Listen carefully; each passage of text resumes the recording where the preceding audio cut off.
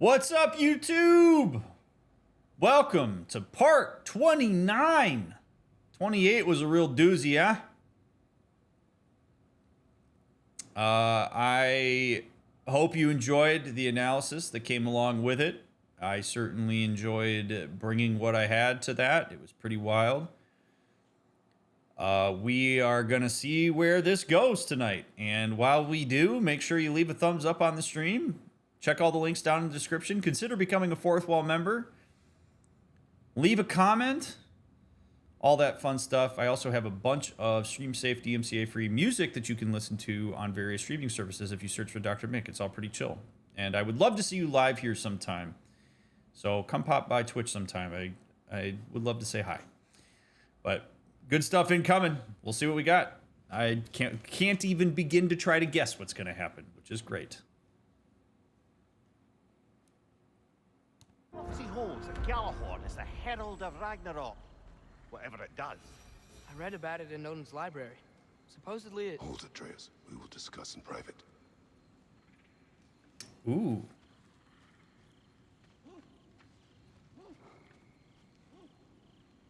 So Kratos doesn't know who... Okay. Hero is the one who found me wounded in the jungle when I was trying to find my way back here. Watched over me as I slept. I never thanked him. If you want to thank him, don't get captured again. Promise. I promise, love. You two are so damn cute. So, what do we do now? Lay low. Mourn. Rest.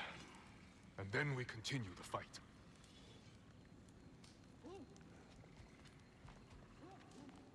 Oh, the doggy's barking. Where is he? Oh, he's chilling over there. Okay.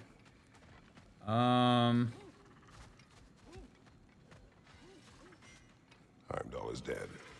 Good. Is it? Look, I don't know from faith, but I know Heimdall was a prize-winning taint stain with a capital stamp. If he was gonna hurt your boy, it's a good thing he ain't around no more. The Norns didn't quite see it that way. The opinion of them three shut-in spinsters ain't worth a goat fart in a hurricane.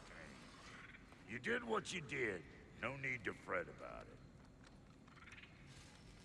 Hope you and your loin sprout ain't got any holes where you don't want them. We are fine.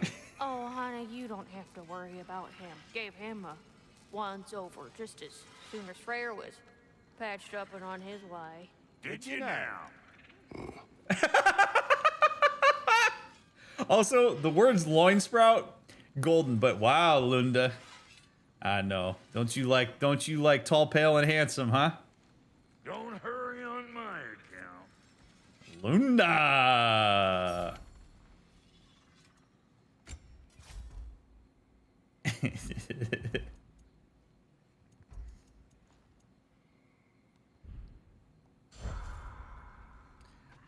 Now, I do want to say, though, because I don't often have opportunities to talk about this, really, in any media. I do think that if this was flipped around, and if Lunda was male presenting and Kratos was a woman, we might not find it so silly the way that she has been talking about him. And this is a real problem that some men run into when they are made to be uncomfortable via innuendo and sex talk and being hit on. Kratos is spoken for, and Kratos is entitled to feel as comfortable in any space as any other person is entitled to feel comfortable in a space. And there's a real tendency for us to say, like, oh, Kratos, just take it in stride. Lunda's just being silly. Oh, she's so sweet. But Kratos is uncomfortable by Lunda's advances and her references to him. And that matters a lot. And I mean, even I'm guilty of it. I'm sitting here, I'm giggling at her because she's got that charm and but the reality is, if Kratos is uncomfortable, that's the thing we have to pay attention to. That's the thing that matters, is that Kratos is not comfortable with the advances that Lunda is making toward him. And doesn't matter what her intent is. It doesn't matter if it's lighthearted. It doesn't matter if she doesn't mean anything by it. In the same way, again, if this was flipped, if Kratos was making these kinds of advances towards Lunda, we would be having conversations like we had in Dragon Age when we were talking about Oghren. So I don't want to sweep this under the rug, because men experience sexual harassment too. It might not necessarily be as dangerous, though it certainly can be. But men experience it too. And when they do, the discomfort around that is just as important as if women or non-binary folks experience it. Anybody who is the target of sexual harassment, who is uncomfortable by the innuendo and insinuations that people are making directed toward them, that matters. And it would be kind of nice if somebody said, hey, Lunda, you're making him uncomfortable. You should stop doing that.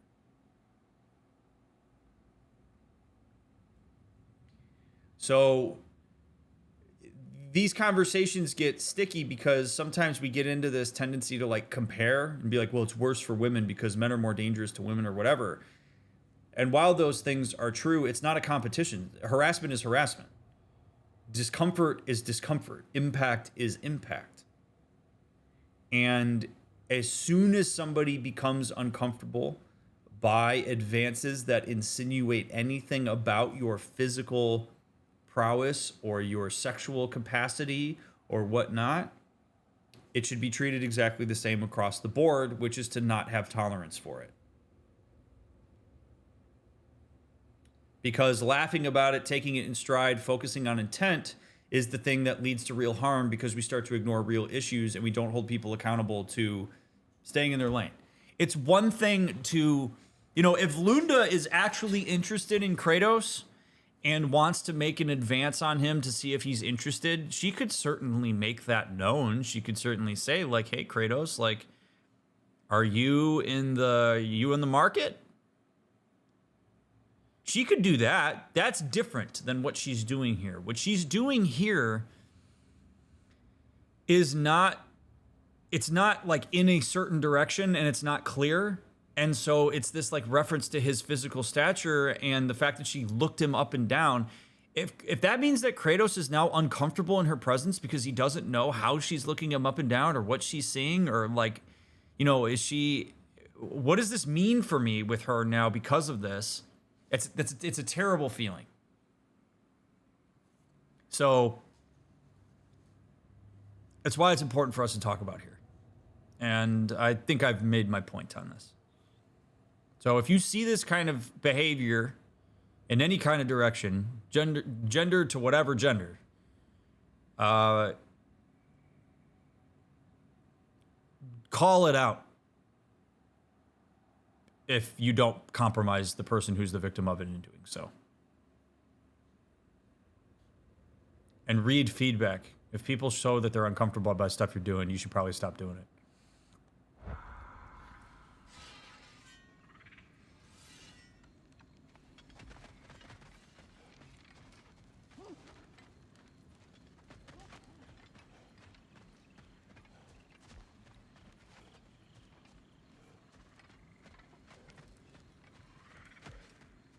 All right. Let's see. What are our goals here? Samizzles, thank you very much for that gifted sub.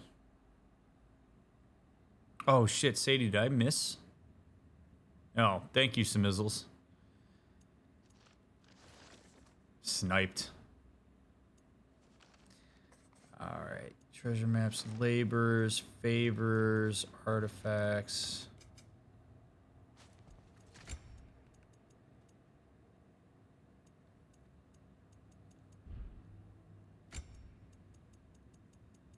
God, how many amulets have I picked up? 9 realms. Boon of Valor.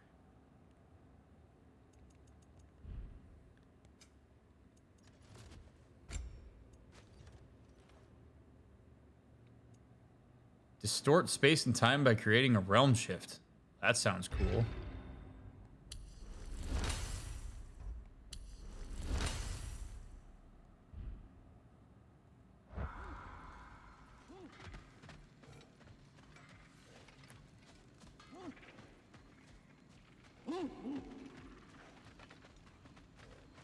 Where's the dog? I want to... Oh. What does that mean? Helka smells something. Could be important. Maybe we should follow her. Scent of survival. All right. Tracks. Helka's. Where are you leading us, girl? Into the water, I guess. Well, let's go ahead and track this guy.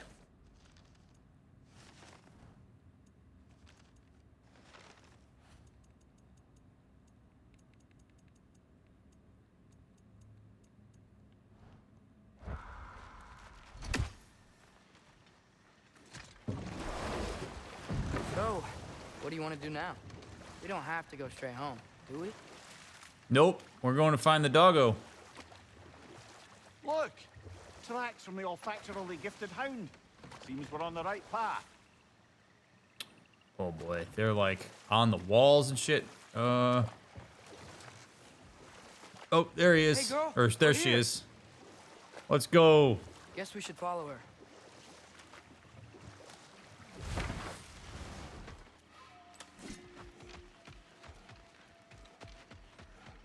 More paw prints. Little slobberballs, quite the tracker.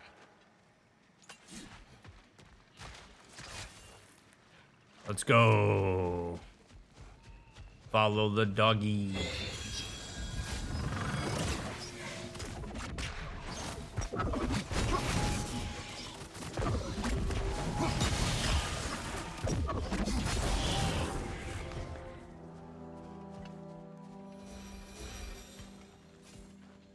More of Okay. Helka's tracks.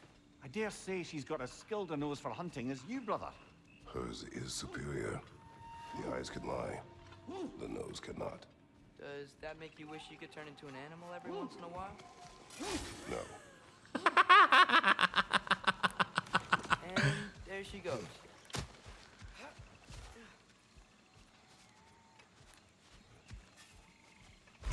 No. I don't envy you, Atreus.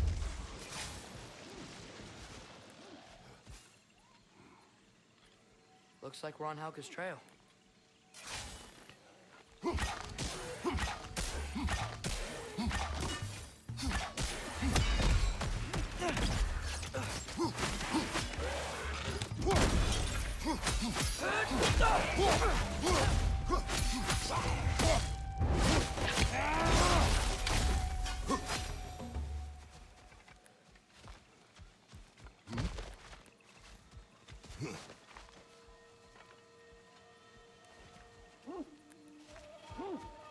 The hell?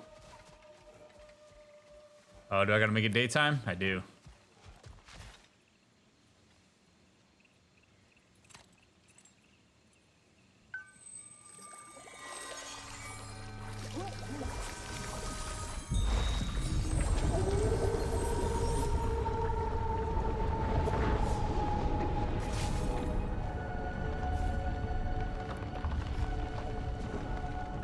We're coming, Helka.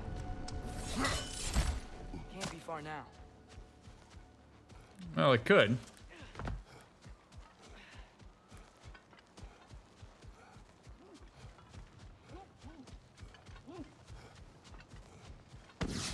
God, we were just out here, dude.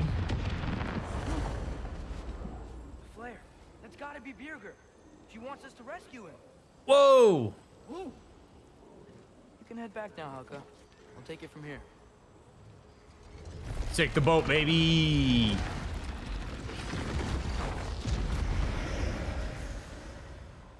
Dog's just like, all right, I'm chilling now.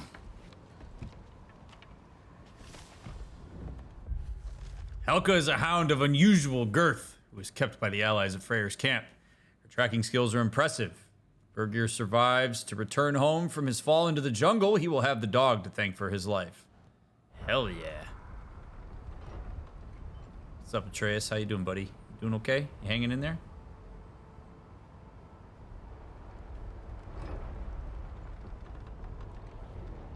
How could Birgir have survived a fall like that? Magic, perhaps. Let's make sure to ask once we've extricated him from this situation. Can do, Mimir. Man, this is so neat.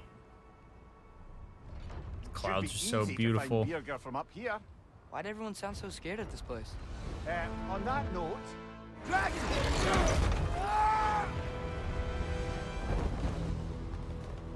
Pull your parachute, Kratos! Oh, God. Atreus! I'm fine. You? well, he seemed angry. What do you suppose that means? We are going the right way. How did Birgir survive a fall that we totally just survived with no problem? Where are we anyway? Looks to be the ruins of a once thriving Vanir settlement. What happened? Don't rightly know. More reason to find a way out. Perhaps he had a Spartan shield, or he's got whatever Atreus fell on.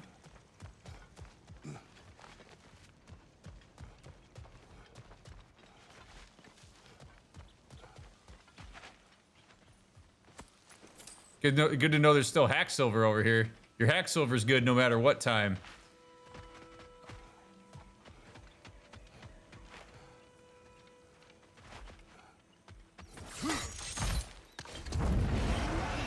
Oh shit.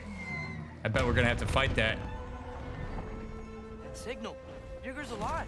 Not for long if that dragon has its way. It will not.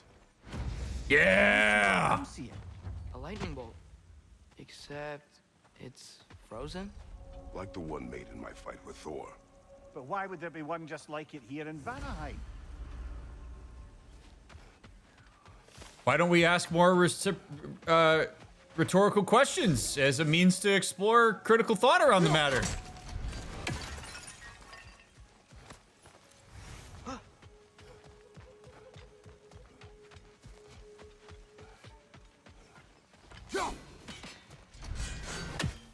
What up?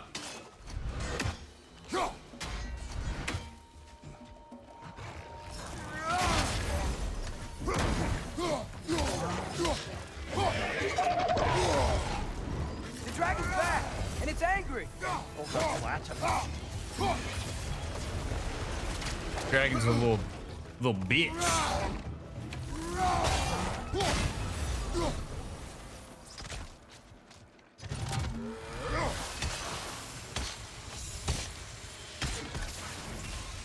Yeah, you like that?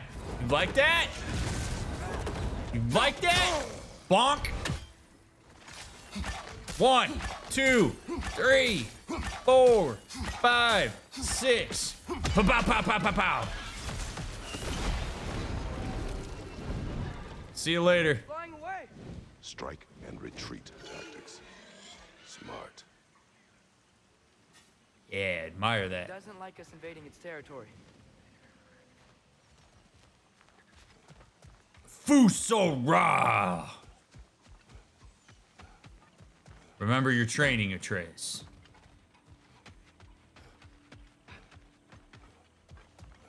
I don't understand. Vanir used to live here? It's just a crater. It wasn't a crater when they lived here, Dad. Something happened to it. What? Like an explosion? It'd have to be you.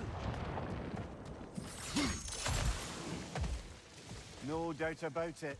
Just like the frozen lightning bolt in Midgard. Yet I have never been here. Curious.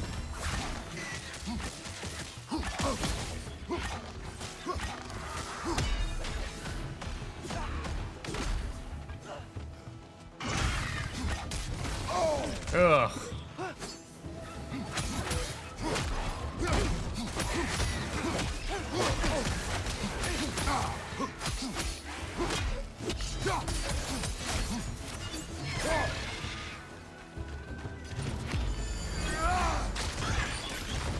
Take that.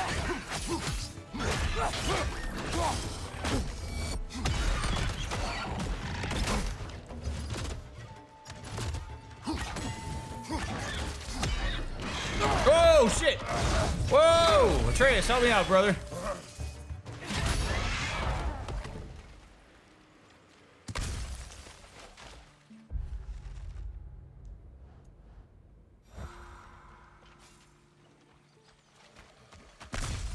All right.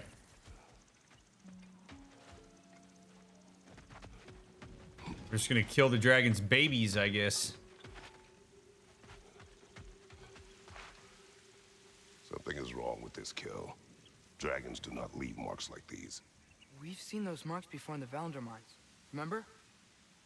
Must be a soul eater around here. I can hear the animals. They're afraid. Aye. Let's keep a lookout for other kills. Soul Eaters hide in plain sight. All right. Lots to do tonight, apparently.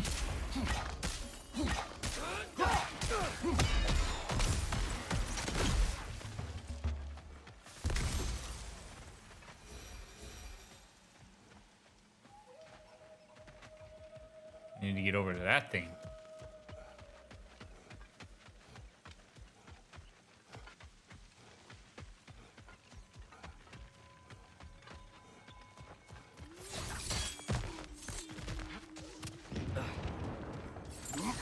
How do I get? Oh. I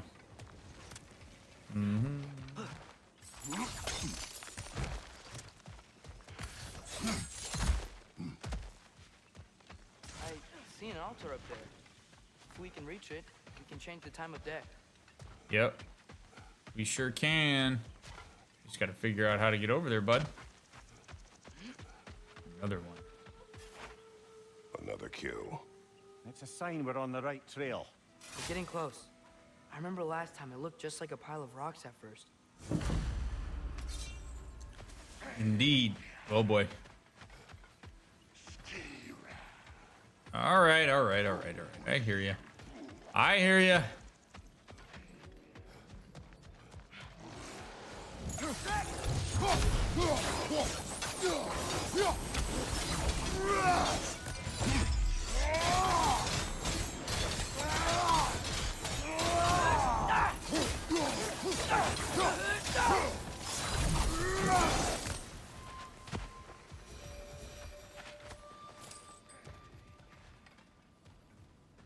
Can I not open this door? Huh. That growth thingy looks weird.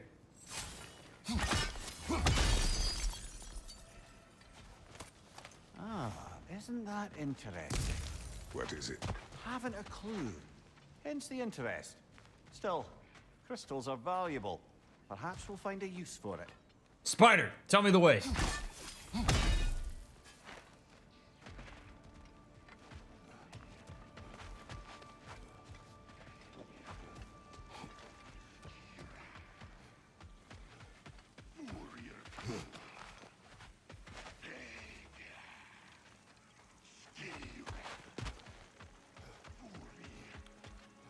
I am intrigued.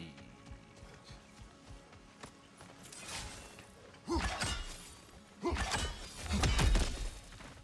course, there's a third one.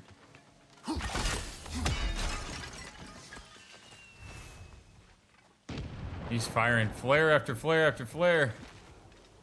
Oh shit. Okay.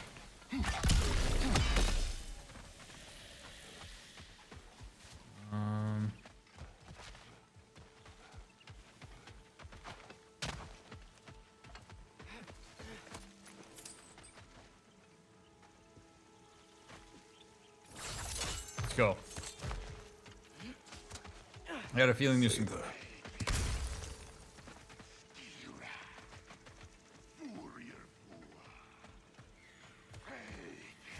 Oh yeah.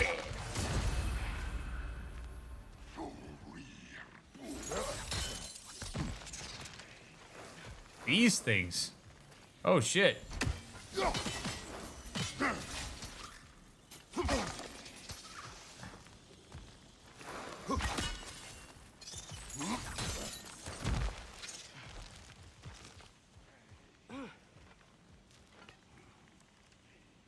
Huh.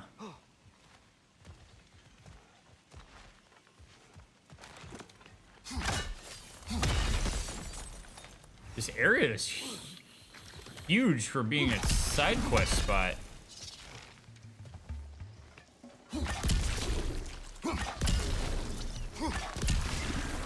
This is a lot better for flora management.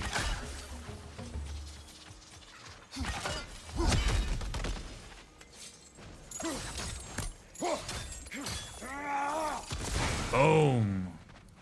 You there, Howard?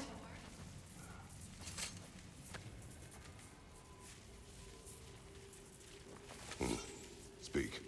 The day this valley was destroyed, my spirit, it was torn, split in two. Part of me. It lies out there with my remains. Perhaps if the scroll was whole again, it would uncloud my mind.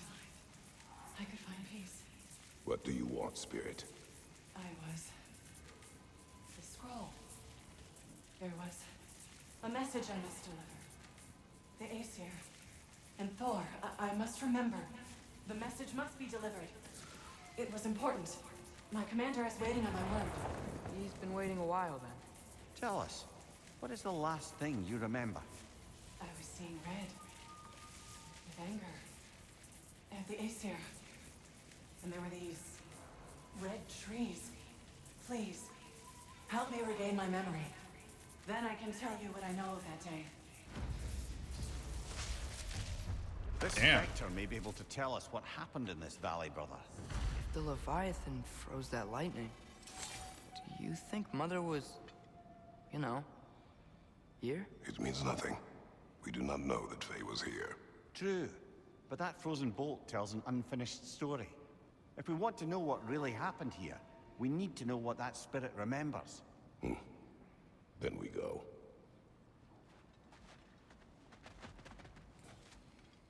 So I love the difference in approach to the unknown that Kratos and Atreus have. And I'm not going to chalk it up totally to Atreus being a teenager, because I think some people are inclined to look at the unknown just in certain ways. Atreus has a tendency to jump to conclusions on what anomalies might be. And he likes to speculate, maybe as a way to feel useful, as he's got something to add, or that he's thought of something that other people haven't thought of, whatever it may be. But his orientation to the unknown is essentially to say, I don't know what this is, so I'm going to guess because it makes me feel like I have a better idea of what it is. Which is arguably not the best approach to how you handle the unknown, because then you start responding to a variable that you think is known but actually isn't. Whereas Kratos' approach to the unknown is generally, we don't know until we find out. So we're going to take this for what it is, and we're going to respond to what we have in front of us, and then we will make decisions on what to do. And I think there's a tendency sometimes to look at Kratos as being overly cautious, but I might make the argument that Kratos is a person who has zero interest in making decisions when there is no way to know what he's making a decision about. And I really love the contrast between the two of them, because I think Atreus' speculation opens Kratos' mind to possibilities, and Kratos' conservative way of going at the unknown by saying, let's figure these variables out first, has real legitimate utility, and I think is an ideal way to approach things that make us anxious and that are unknown. So the two of them together, fantastic as it relates to that. Hypothesizing has utility, but when people, and teenagers have a tendency to do this, although there's a lot of adults that do this too, when people go from speculation and a hypothesis to this must be what it is, and they start responding to that hypothesis as if it is true, that's when we run into problems. A hypothesis is okay so long as you acknowledge that there are real limitations to that hypothesis. And I'm not saying Atreus is acting on this as if it's his mother, but their general orientation and response to the unknowns in front of them is a really neat contrast. Kratos' has, I think, a lot more maturity to it.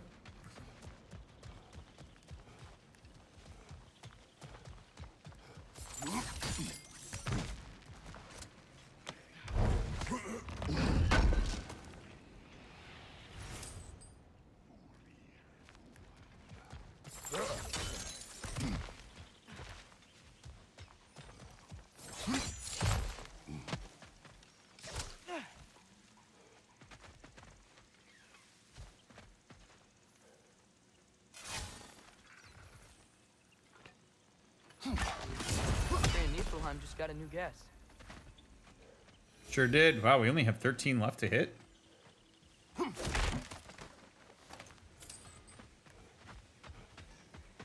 Great.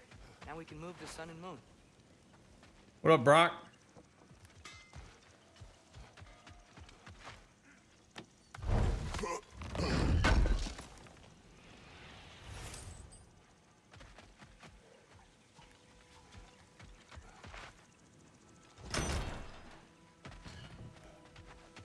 Brock, why haven't you rescued Vigir yet, right? Brock can just go wherever he wants. Like, go grab him, dude. What the hell do you think we're doing over here? This place has looked better. Dragon scaled breastplate. Whoa.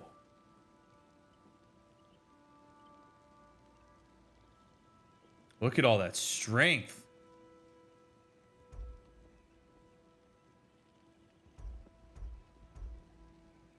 Ooh. Ooh. We've got lots of Asgardian ingot. Whoa, baby. What are we doing here?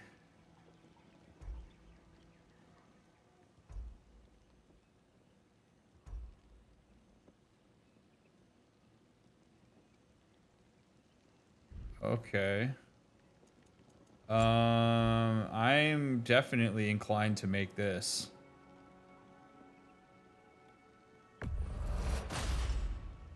Damn! Am I good or what? Very Yeah, good. very good, man. Very good.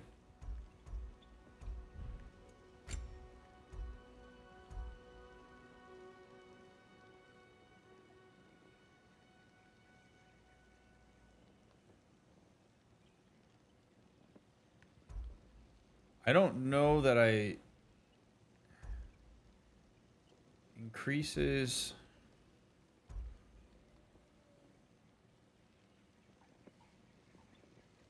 Increases all shield damage. Successful blocks or parries now deal shield damage to nearby enemies. That's pretty sweet. Increases duration of all status effects applied to enemies.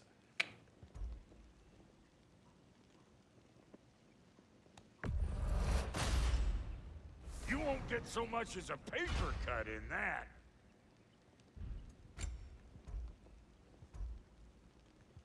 And this is just straight up strength all around here.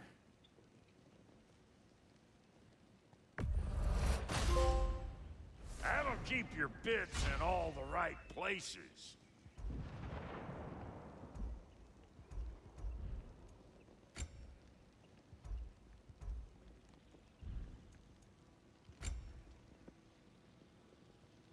Neat. Okay. About time I had something to do.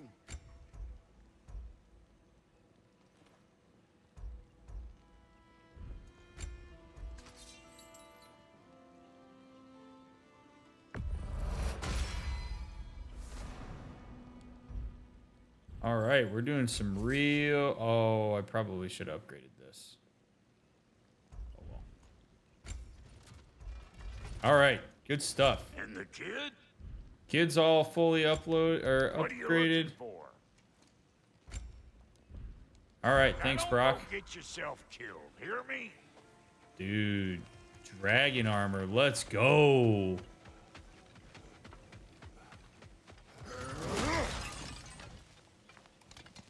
Now, how do I get down there?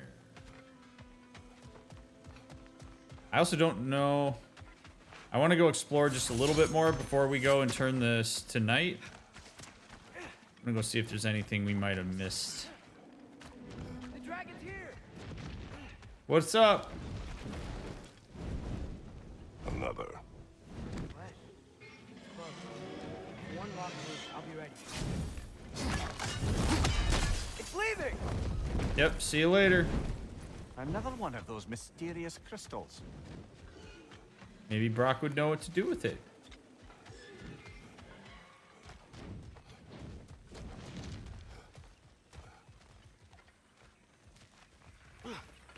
Hey, what's up, Dick?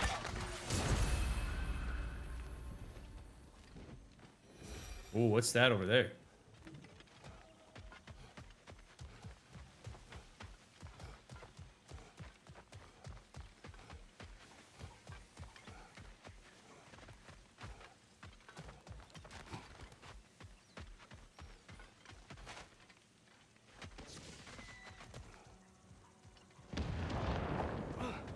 Only 12 left is right. We're making good headway on the Ravens.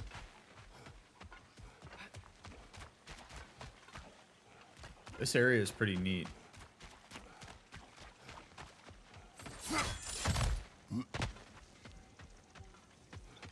Figure out how to get up there. All right, let's go. Rub the bowl.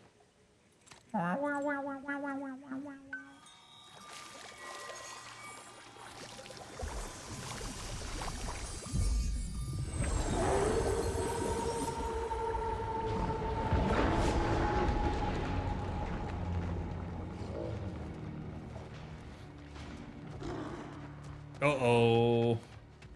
Uh-oh.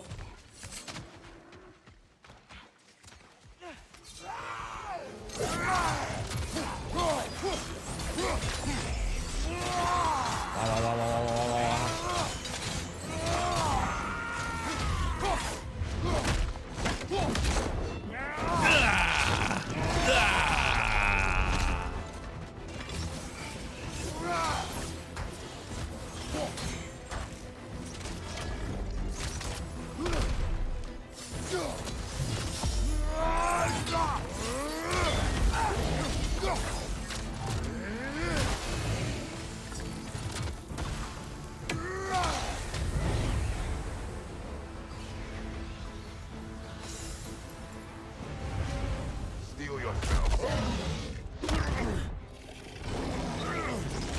Soul Eater's here too? Let's go. Come on, big boy. Let's go beat up the Soul Eater. Hiya! Hiya! Hiya!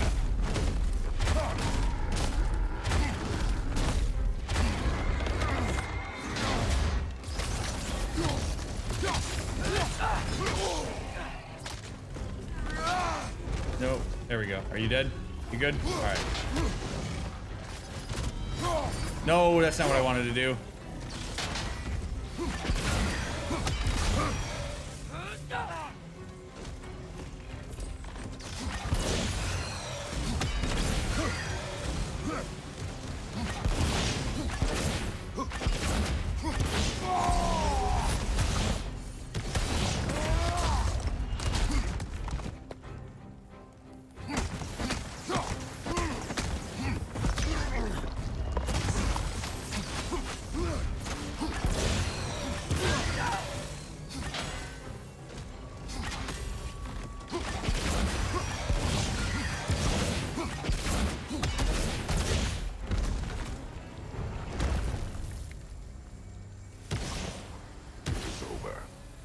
Maybe now life in this valley can flourish again.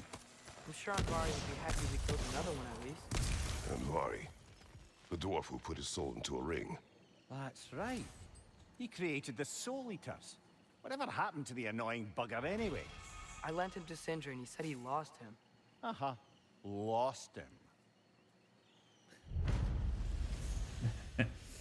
Okay, sounds like there's a story there for another time. Charm handed down by those who were acknowledged by Sky, Queen of the Hunt, can be used to craft a hunter's armor. Oh, baby. Den, thanks for the sub.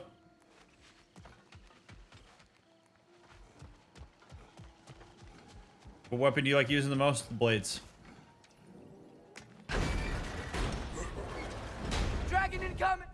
Wish this one were like the dragons in Midgard. They were nice. They were also intelligent dwarves who had been transformed into dragons. Still.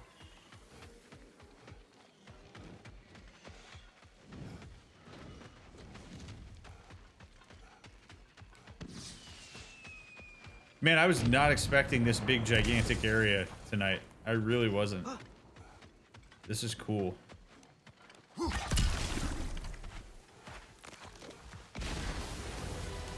Surprise!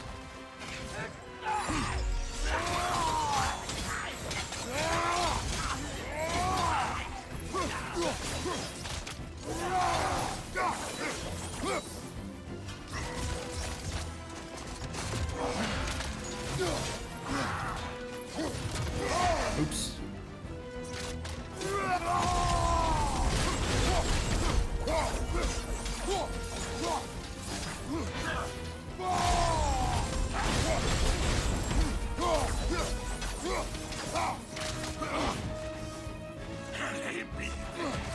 Oh, I waited too long.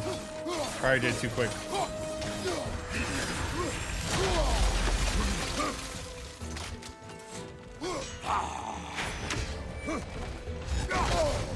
Oops.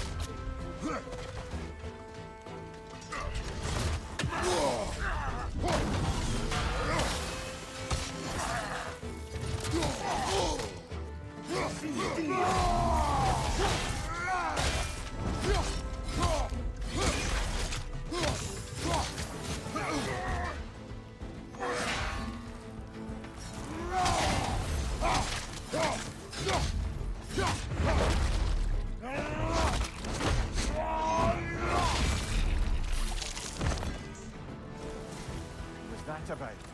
Maybe that journal Lies. written by Midgard. Brothers, we are deceived. We spent our lives walking in the path, our every waking breath devoted to finding its end. We were told of the glory of the walk, of finding truth and where the road might take us. But there is no truth to be found. The path does not lead to salvation. It does not lead to enlightenment. It leads to conquest, cruelty, blood. I'm stepping off the path, and I hope you'll join me. Your brother, Birgir. Perhaps that's who this fella has it out for. Perhaps. I'd love to know a little more.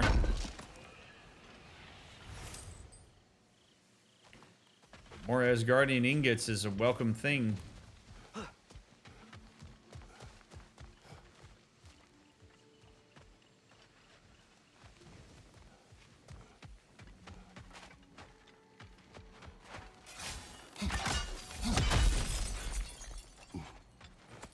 Ah, another crystal.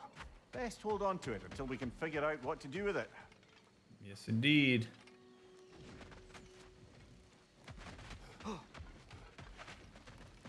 Okay. We'll go this way. Oh, that sounds so cool.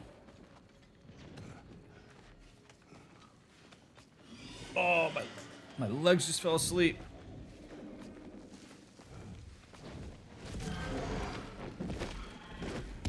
Got him cornered. I'm sure he loves that. All right.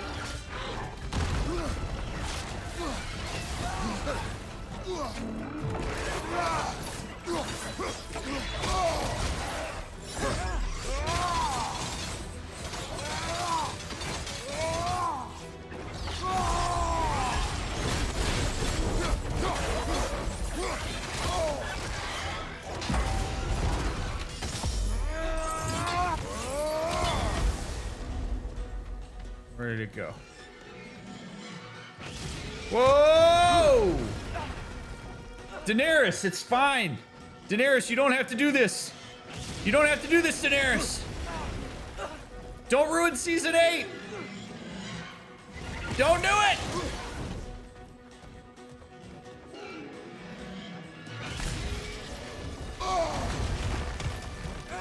Oh!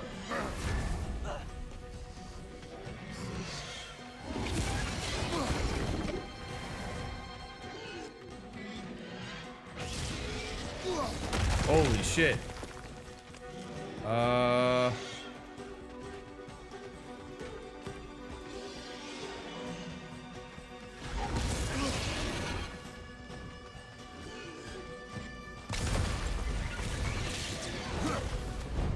right, come here.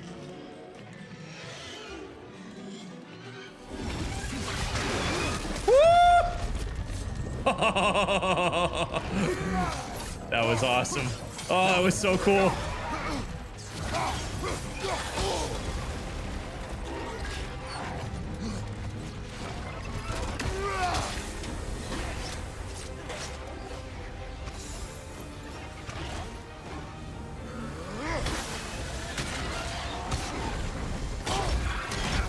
Oh boy. Oh god. Oh god.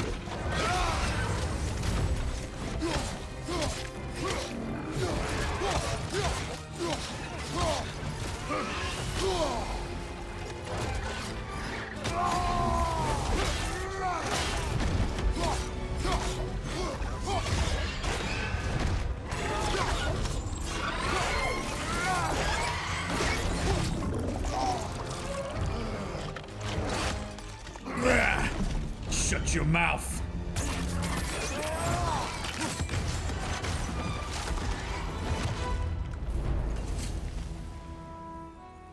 Are you kidding me? That was like the most badass shit ever. Like this dude.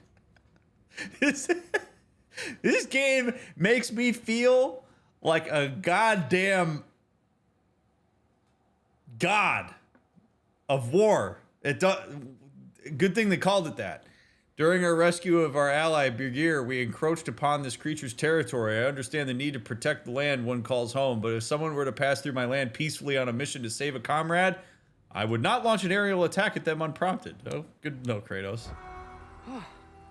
Now we just gotta find Birgir. We should see if there are other dragons to hunt out in the crater. If we're gonna be, you know, healing the realm. Okay, we can do that, Atreus. Ooh, a frozen flame. All right. And a raven? Y'all are just being too kind to me now.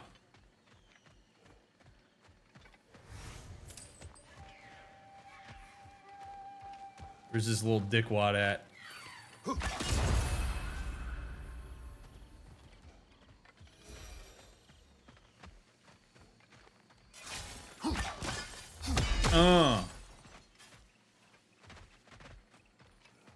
By the way, I appreciate y'all being here. Thanks for taking time out of your day or night to spend time with your boy and Kratos and the boy. I really appreciate y'all hanging out with me, and even on these side quest nights. Side quest nights are fun too. 28 was intense, so I'm kind of glad we have this to change pace for a little bit. All right, let's see what we got here. Do we have another Pokemon? Yeah, get in the bag. Get in the bag.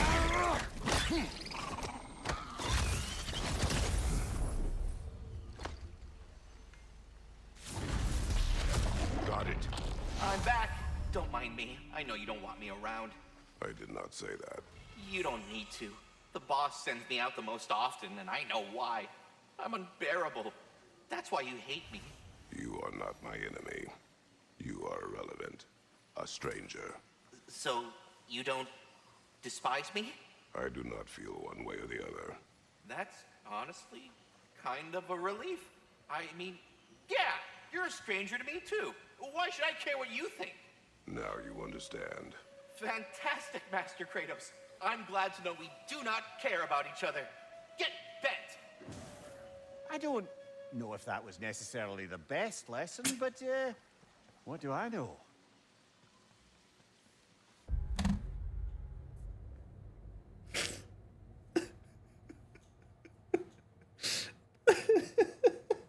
Not where I thought that was going. I was about to give the squirrel a ton of props until he said get bent. I think we talked about this before with this squirrel, but I gotta tell you, that squirrel is DrMick pet peeve numero uno. That is quite literally a fantastic representation of when people project burdensomeness onto the people around them. the assumption that Kratos sees the squirrel the way he and others see him is misguided. And Kratos does a really good job standing up for his own autonomy in that and saying, I don't think about you at all. I don't care. Or if he had said, like, I think you're pretty cool, he can say whatever he wants. You got to let people have the autonomy of their decision-making process as it relates to you. And you see how empowering it is for the squirrel when he actually decides to listen to that feedback rather than get wrapped up in his own projections. He all of a sudden becomes arguably maybe a little too confident, but it changes his entire demeanor when he allows Kratos to share the way he actually feels about him instead of getting all soaked up in his own crap that he thinks that everybody else is sharing. And it really is a lesson to us all. Really, the thing that should get bent here is projection of burdensomeness, because you become burdensome when you constantly make those assumptions and you act as if people have already made a decision about you. And then you seek reassurance around that. Don't do that what that squirrel does. If you're a person that does what that squirrel does, you really have to evaluate your own self-esteem and your own assumptions and realize that you're going to drive people away as a self-fulfilling prophecy if you consistently seek their reassurance, rather than letting them draw their own conclusions and using that data to interact with them rather than the data you think exists.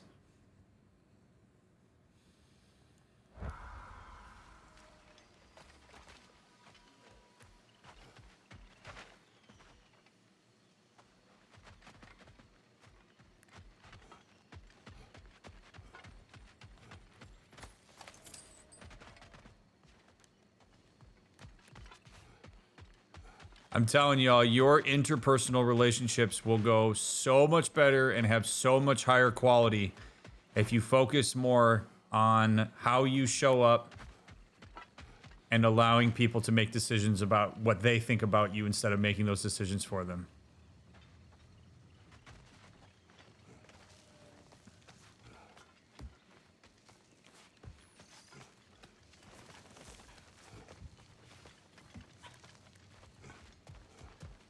That was such a fun fight. I really enjoyed that.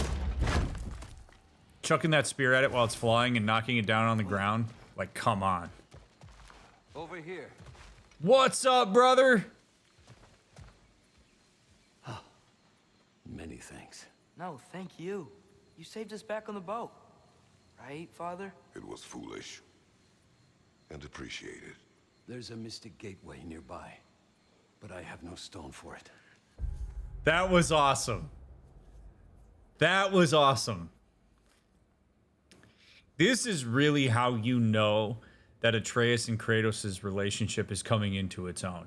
This is a real reflection of Atreus moving closer to peer rather than son. Atreus knows exactly how his father processed that. He knows that Kratos thought that that was reckless. And he also assists Kratos by scaffolding the directness of gratitude that sometimes is required. Because he knows that his father also can appreciate what he did for them, if for no other reason than it protected Atreus. And so when he says that to Kratos, he gives Kratos the opportunity to say thank you with that little bit of a nudge. So instead of Atreus stepping in like he has in the past and saying thank you on behalf of both of them, he scaffolds a nudge in the direction of Kratos directly expressing gratitude. And I think that's really cool because it's a testament to the idea that there are things that Atreus has to offer Kratos in terms of becoming a more well-rounded person in the same way that Kratos has things to offer Atreus. That's a really neat moment, and it speaks to their maturity as a father-son duo as Atreus is getting older. Really good stuff. We do. I can't believe you survived that fall. How'd you do it? I rolled. Okay, Talk Link. later.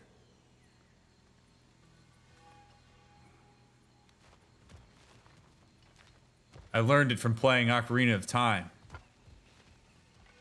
If you roll when you fall from a great height, it won't hurt.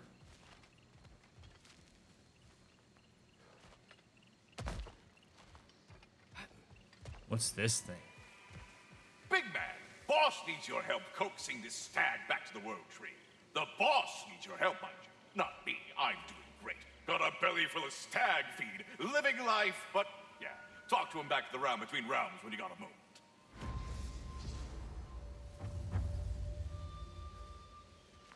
Okay.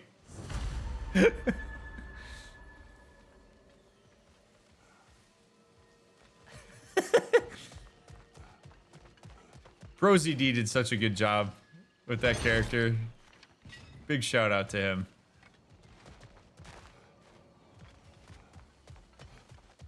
Oh, look at this big kahuna. Yet another mystery crystal. If it can be purified, it may be useful.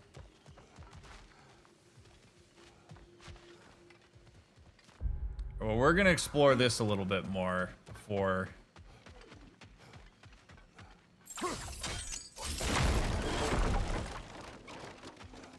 we go back.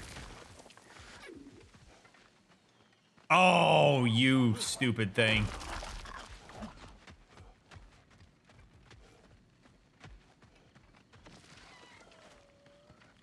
Hey, Atreus, watch out, bud.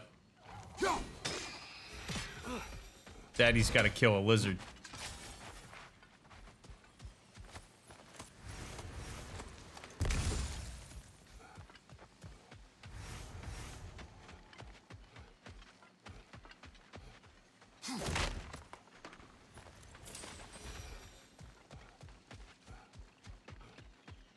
All right, we got lots more stuff to do. Oh, including running into poisonous plants because you're not paying attention. Okay.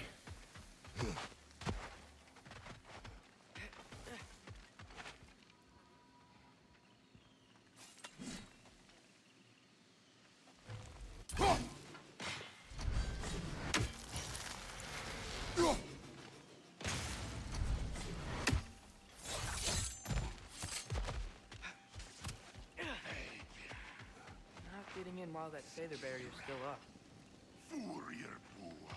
Yeah, so it seems, Atreus.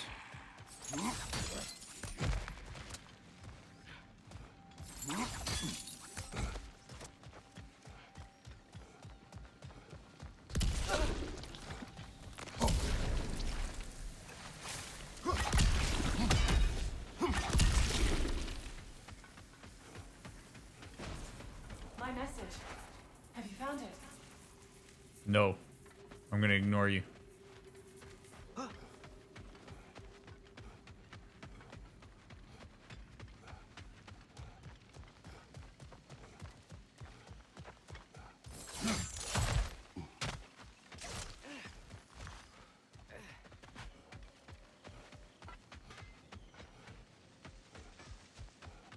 What up, Brock? Let me upgrade our axe for you. Can't stand to see it looking like that. I love that he calls it our axe. What'll it be? Now go send some heads flying. Ours. Let's make something. In communist Vanaheim. Our axe. Ooh, I could upgrade the dragon scaled breastplate. Or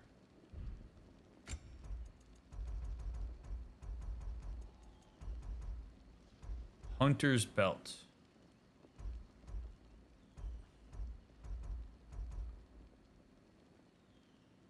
Increases the damage of all Kratos' ranged attacks and abilities.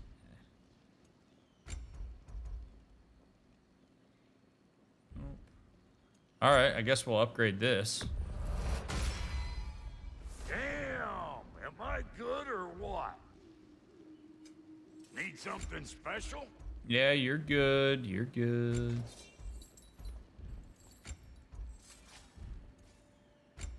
I need petrified bone is what I need. Last you a little while. Very good. Very good. Ooh. Figure out how to get up there.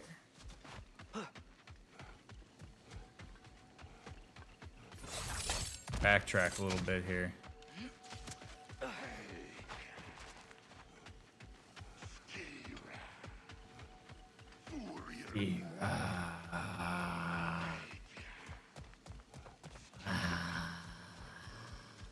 Oh, here we go.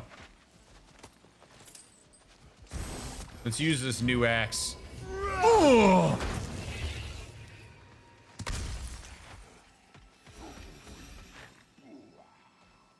Ooh, ba, la, eh, ooh, ba. Ba, ba, ba, ba.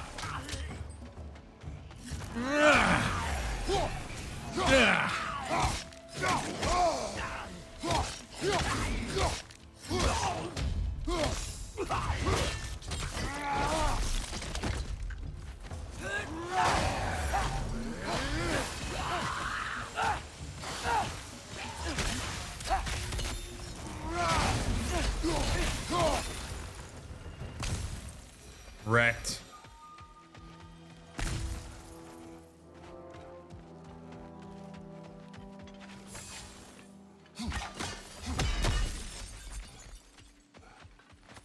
Another one of those mysterious crystals. Boy, Mimir really loves the crystals, man.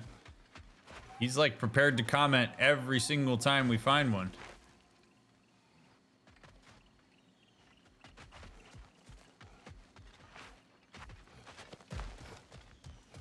What a shame. A river once ran through here, bringing life to all manner of flora and fauna.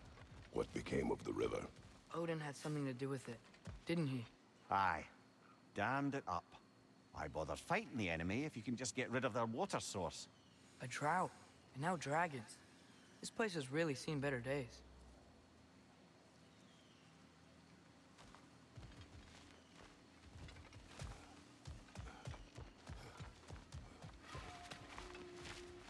Odin's just picking every evil option there ever possibly is in every possible scenario.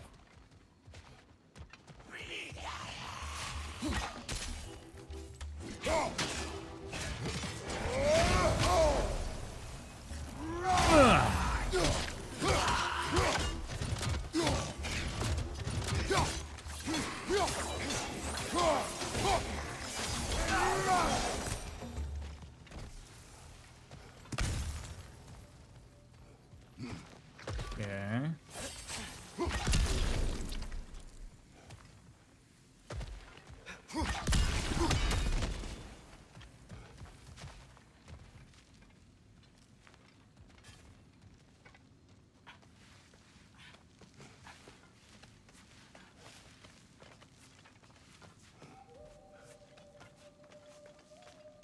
Something rather large broke through here.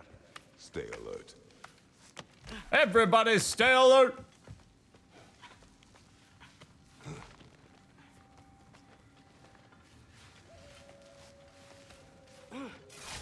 Ooh, is this the other half of the chart? Or the scroll? More poetry. Oh. Delightful. Here we go. What do we got, Kvasir? A story-driven experience by Kvasir. Sword from stone, fur from bone, sticks spouting fire, the blood wolf's ire. Armorless knights, supernatural fights, hope's nearly gone, be ready at dawn.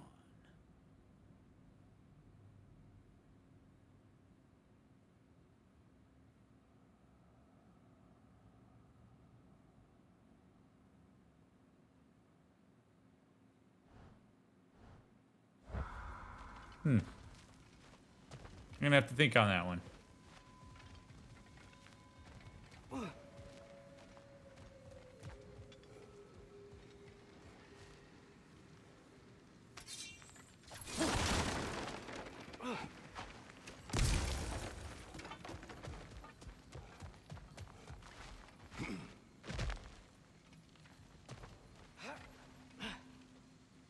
Oh, look at those big ass paws.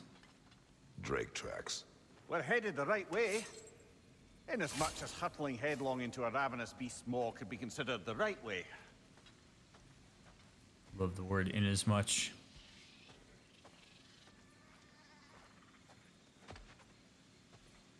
This is like in Godzilla 2000. Godzilla. Godzilla. Loved that movie when I was a kid.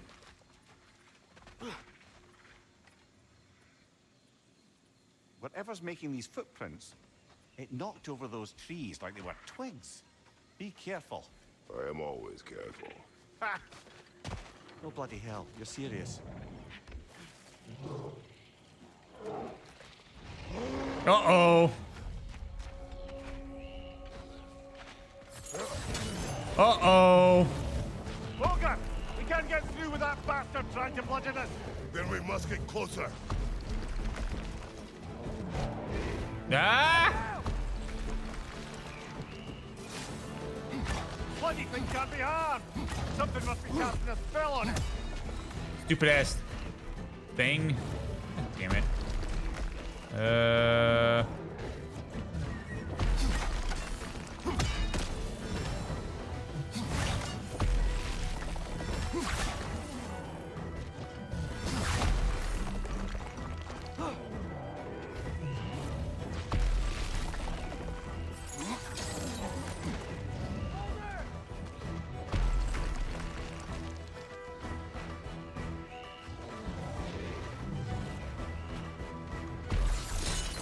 Down we go.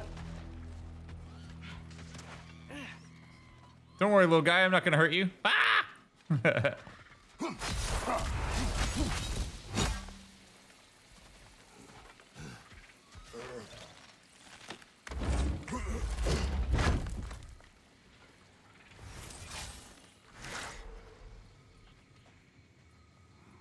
Cogs, I'm gonna need you to chill with the all caps, please.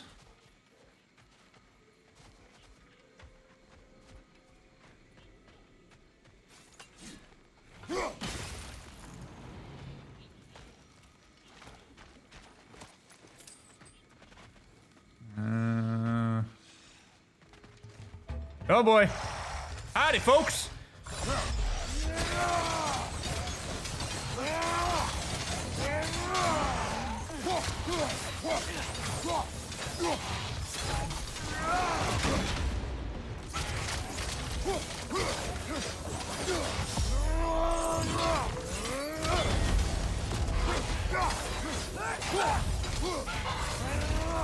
Jaw rip.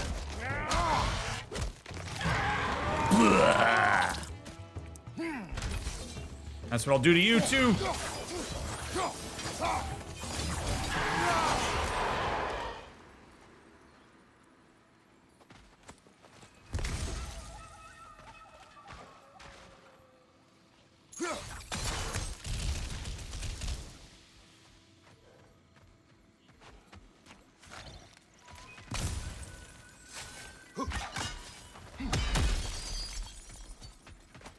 Ah, another crystal. Best hold on to it until we can figure out what to do with it. Dead end. Where to now? Oh, we'll find a way. There's always a way. Every time, no matter what. Always.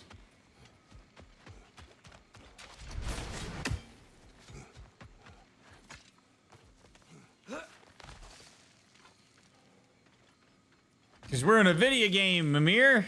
Look, I'll be damned. That was a joke, guys. Are you certain? I thought it was funny. Let's go investigate. Bloody odor. We could likely reach the other side of this canyon if there was still water running through it. You got a tough crowd with you, Atreus. You you definitely.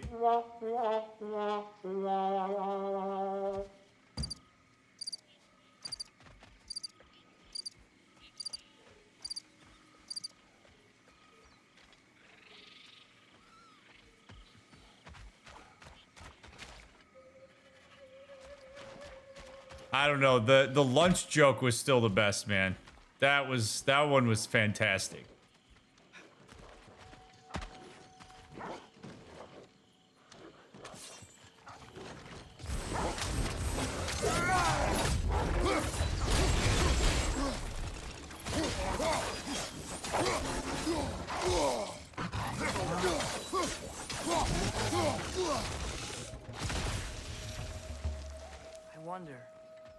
in the dam, do you think we'd bring the river back?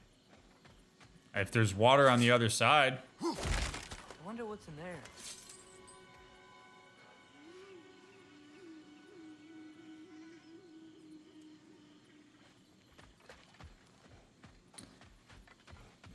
Is there more of a feeling of low-key despair than saying something you find funny and nobody laughs? Just goes to show how social of a thing humor is.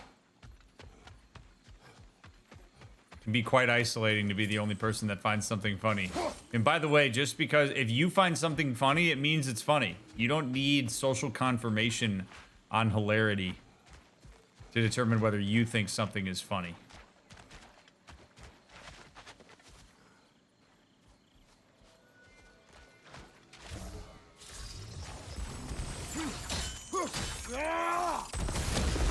A lift. I wonder if this will take us to the dam.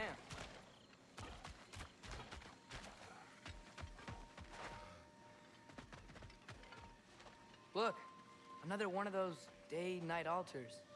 Probably need to use it, I'm guessing. No, it's just there for looks. That's an antique one. The thought of the creatures here dying of thirst, it makes me mad. Harness that, but do not let it control you. Love that. Sather. Perfect opportunity for that lesson, Big Gog. Grab that real quick.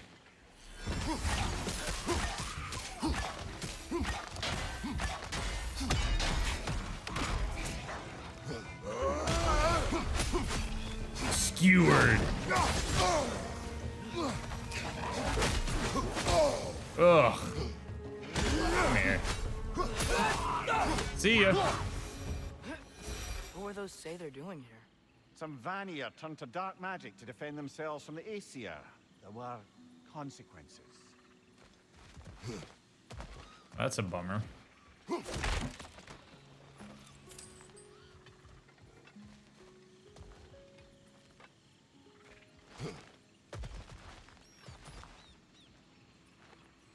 Learn anything?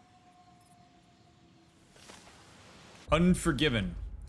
May we be forgiven. We thought the magic could be controlled, unleashed on our Aesir oppressors, but the dark magics do not discriminate.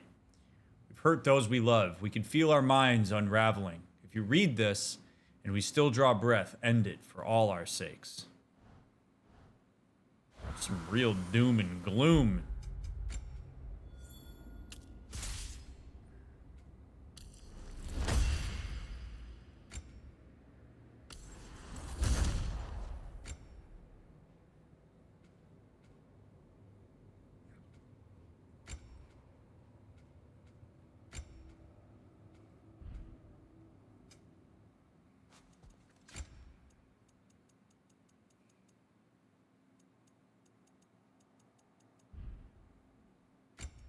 God, there's so many amulets. Holy crap.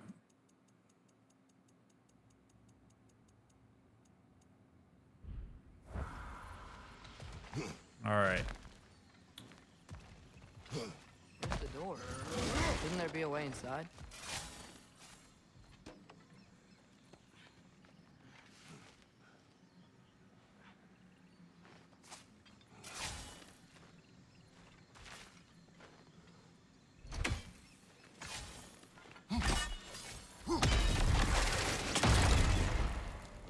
Hey, Triss.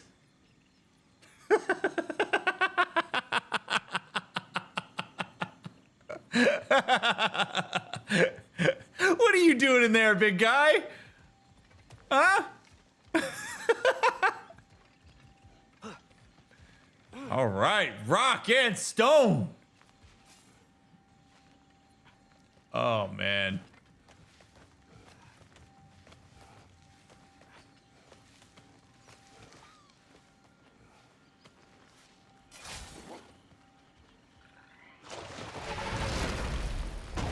Another Dreki.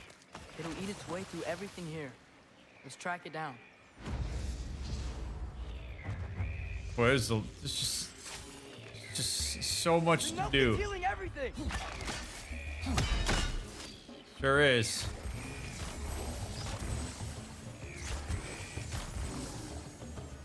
Outcome.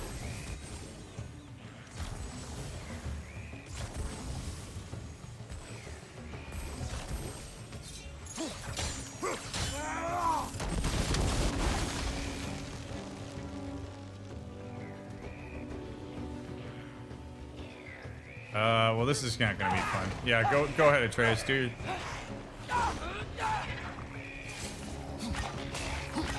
Yeah, stay quiet. There we go.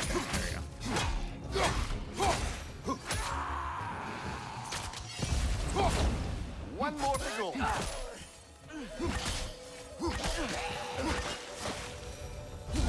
Think using the crank wheel will help?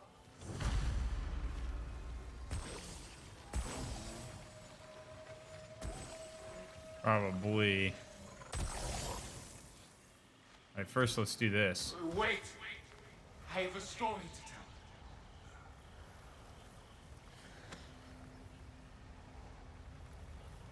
I feel like I unlocked DLC being here. It is a tale of combat. Of a fair-haired woman doing battle with the most powerful of all gods. What woman? Elaborate. But, oh, the specifics elude me. I had my Stein me, and I was excited. Yes, about to bury the hatchet with an old friend. But something terrible happened. I'm afraid that terrible thing was your demise, my friend. I know there was more. 3 parts. I could see all 3. Please, help me make amends with my friend. Help me remember. Casualty Got a of good war. feeling about this guy. I think he knows something about Mother. Or not. Have some faith, brother. Answers could be closer than you think.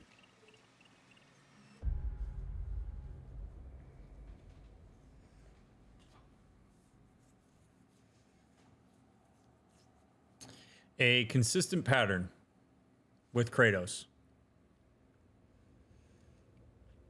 is his general aversion to the emotional intensity that comes up when he thinks about Faye. And I think we're seeing some preemptive defensiveness from Kratos around this by him deflecting the idea that these things could give us more information about her.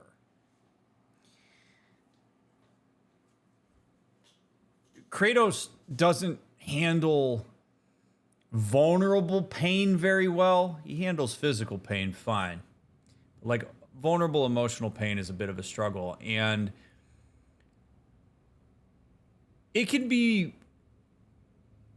really difficult to learn more about somebody who died after they're dead, because it's often a reminder that they're dead. And it's also a reminder that you can't interact with that person in order to learn more about it. And for some people, it brings up, why didn't I know this? And I wonder if really deep down, one of the things that Kratos has to confront anytime he thinks about what he does and doesn't know about Faye is that he was not a particularly verbose guy when he was with her. I have a hard time believing that Kratos was asking her lots of questions and engaging in tons of meaningful conversation about their past. Not because he didn't want to, but probably because he just didn't really know how. So when he learns all these things about Faye post-mortem, it's also a reminder to himself about things that he's probably become increasingly more insecure about with insight, which is that, like, I didn't learn more about her while she was around. Maybe I didn't bring as much to the relationship with Faye as she brought to me. Maybe I really am the monster that I'm afraid I am. It's like an all roads lead to kind of thing as it relates to a sense of self. So I think his tendency to push Atreus and Mimir back on the idea that these things are reflective of Fae is him protecting that. And it's something that a lot of us will do without really consciously realizing it when we have some deep core vulnerabilities that exist that get pinged by everyday moments. And death is, and the grief of death and the processing of death is one of those moments where we see these types of dynamics show up a lot.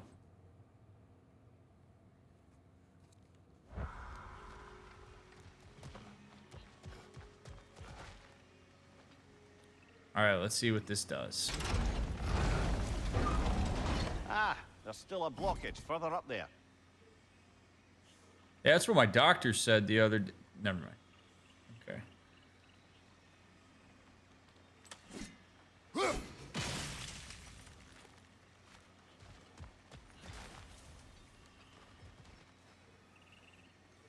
Flanagan, what's up, Flanagan? Good to see you. Thank you for the 19 months.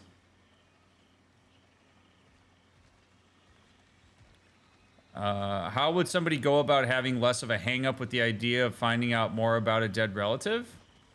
You immerse yourself in the idea that it's okay to learn more about them and that it's not a reflection of you personally if that's the case. Like, I think, you decide whether you want to get more information or not. Ask yourself if your aversion to the information is because of, like, anxiety and the grief or whatever. But the hang-up on it is something that you choose to engage in and perpetuate. The way to break through that would be to gain more information and synthesize it in a way that's meaningful rather than in a way that is harmful, for the lack of a better word. Me and Tyr. Who'd ever guess I was the giant? Huh? Indeed, lad.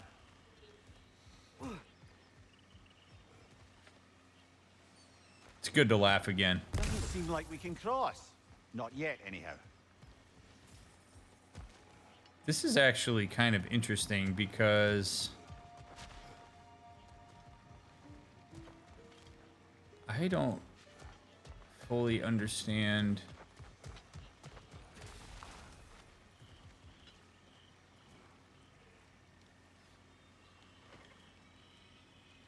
Outcome.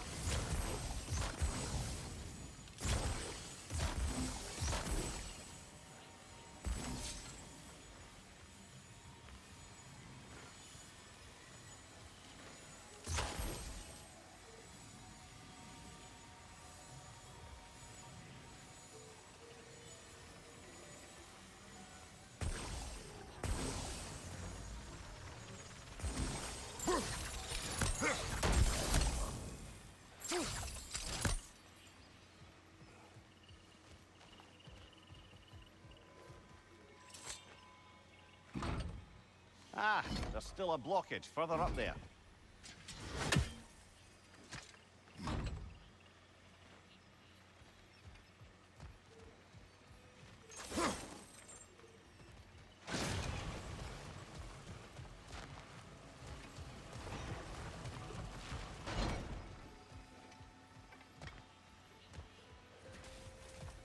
I am ready to drink in the next life. Cool, dude.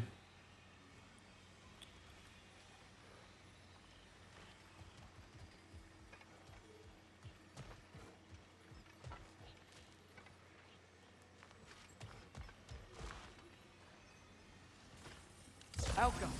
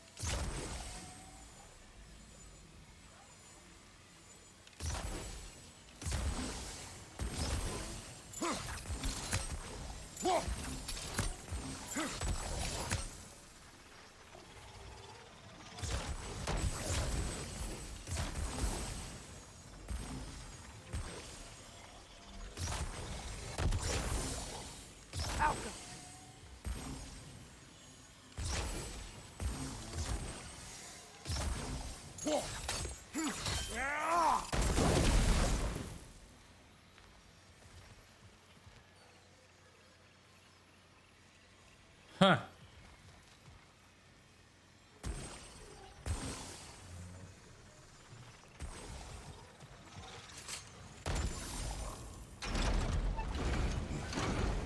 Ah, there's still a blockage further up there.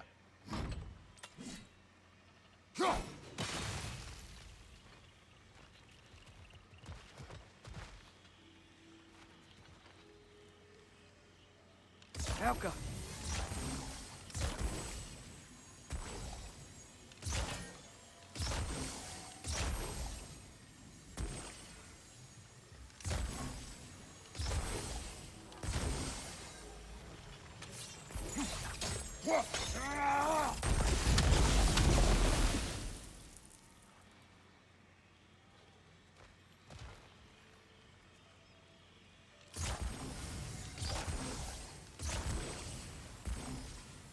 Helka!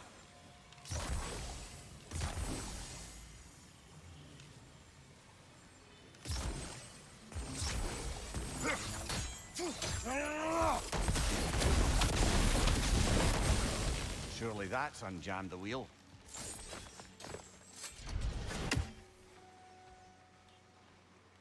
Damn. All right.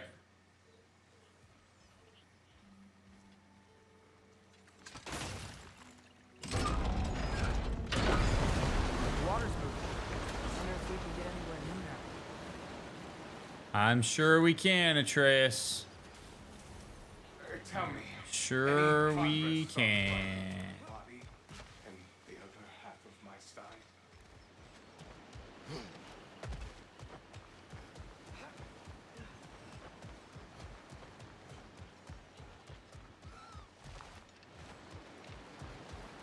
Gotta love those rune arrow puzzles. Do you though?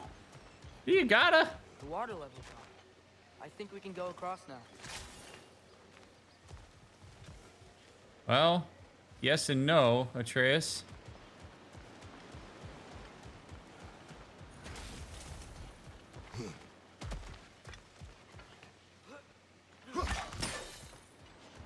I would say the rune puzzles are by far my least favorite part of this game. And I'd have to believe that's probably the case for a lot of people.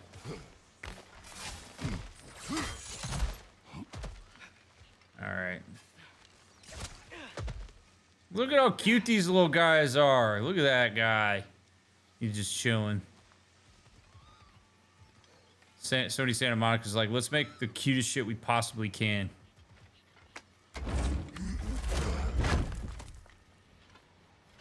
That's where the Drekkie feed. Let's get ready. Won't be much time for fussing once the fighting starts. Yeah, is that right? Well, let's do it.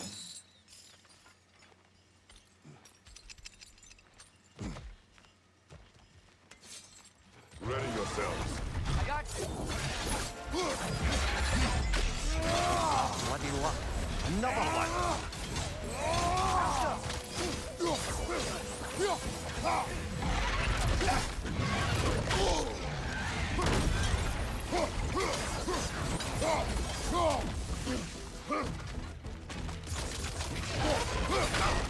Shield up!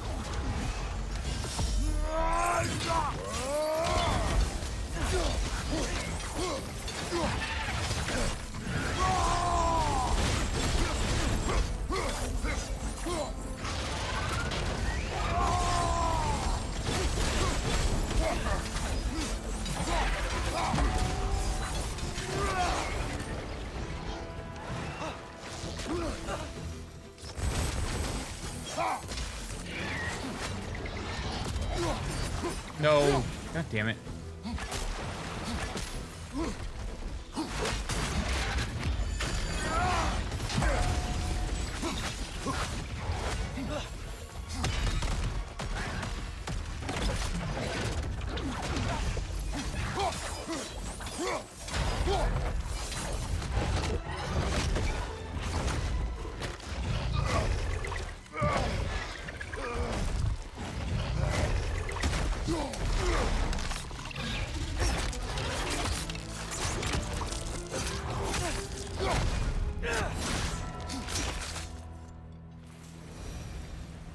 Dam unblocked. The voracious Drekkie dead.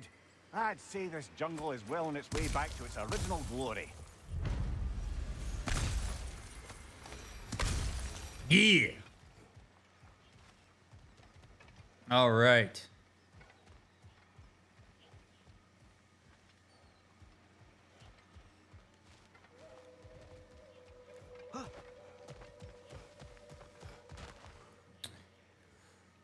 If you wonder whether something you're going to type in chat is inappropriate, there's a good chance that it is. I encourage people to err on the side of caution as it relates to spoilers and backseating.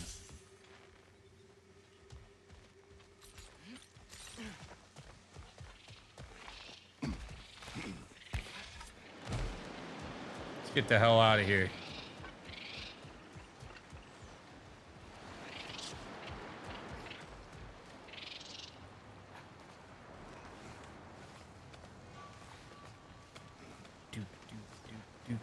Do. Look, over here. The water's flowing. We got the water flowing. Only so we might access more of the crater. Yeah, but with the water flowing, the plants and animals will come back. I think we just healed this place. It was not my intention. For goodness sake, brother, just take the win. With the water flowing and new paths open to us, I say we go for a stroll. We will search, not stroll. Oh, come off it. You've never enjoyed nature for its own sake? Not just for the treasure you might find? I mean, treasure is nice too. You're hopeless. Both of you.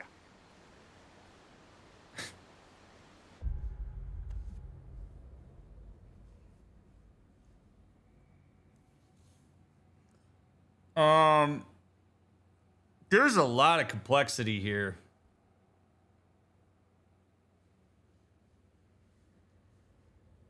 Like, this is a lot more than just Kratos being a buzzkill and Mimir trying to prop him up.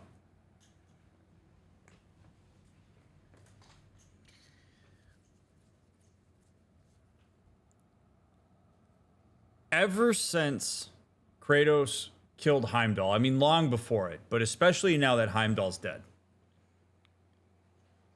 Kratos is connected to the word monster. It defines so much of how he sees himself and conceptualizes the influence he has on the world. And the really long-term, detrimental, arguably scary thing about narratives that perpetuate really low self-esteem is that you confirmation bias yourself so deeply into that narrative that you stop considering, let alone evaluating, that at any point in time you could change, reconceptualize that narrative, and influence the world in a more meaningful way. And maybe you already are influencing the world in a really meaningful and positive way for the people around you, but you're not willing to look for and see that because you're so soaked in a narrative that has existed for a long time. It is a lot easier for Kratos to hear the word monster, despite how intense that is. When he hears the word monster and thinks the word monster, it perpetuates what he already believes about himself. When he does something like release water into Vanaheim and Atreus suggests that this is a good thing overall, Kratos seeing himself as somebody who's capable of doing good beyond the scope of protecting his son is immeasurably difficult because it runs so counter to the most core narrative that he has. And it's sad because that narrative has not just been self-perpetuated, he's heard feedback from people in vulnerable moments that he's a monster. He is a warpath of death and destruction. No good comes out of anybody coming across Kratos, is what he's been told and is what he has internalized. To change that narrative would constitute second-order change, what we've been talking about throughout this entire playthrough. The idea that Kratos could stop and evaluate, I've done a good thing beyond protect my son, and I can appreciate that. He is going to see that as a drop in a bucket of an ocean of bad. Why does it matter that I released water into Vandenheim right now when I literally destroyed Greece? Is the way that he's going to evaluate that. And the reality is, in order for Kratos to start reauthoring his narrative, he actually needs to do what Atreus and Mimir are suggesting. So the thing that bothers me about how Mimir comes at this is that he essentially shames Kratos for something that he sees as existing on the surface, but really is a window into the absolute depth of Kratos' self-image. I think that it makes Mimir anxious when he sees Kratos not appreciate the good that he's doing. I think it bothers him because it creates an experience that runs counter to what he wants for his friend. He loves Kratos. He wants the best for him. And to see somebody you love be so lost in their self-narrative of self-hatred and loathing and shame that they can't or don't stop to appreciate the good that they do and the positive impact they have on others, it's a really painful thing to experience vicariously. So I understand why Mimir is so bothered by Kratos in this moment, not appreciating it. But when you look at this from a more deep, intrapsychic perspective, it makes a lot of sense why Kratos really struggles with this stuff. And I think it's why he is so reliant on Atreus, because he's really only looked at protection of Atreus as the sole thing that overrides all of his narratives that he's had leading up to Atreus' existence. And that puts a lot of pressure on him. So there's a ton of depth there in that interaction that extends beyond just, oh, you buzzkill. So what do you do with that? You got to be patient with that. Instead of being like, oh, come off it. Be like, hey, man, it seems like you have a hard time seeing that this is a really positive thing. What's that about? Do you need us to come off it? Do you need us to, because Mimir and Atreus can appreciate this, and they don't necessarily need Kratos to share it with them in order to reassure them that it's okay to appreciate this. But a really deep moment there with the way that he can. It's a really nice window into how he sees himself. Need to look at the map here.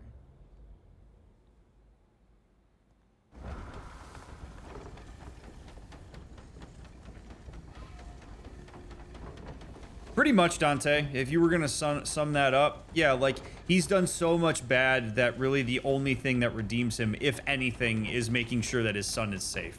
Anything else good that he does pales in comparison to the bad.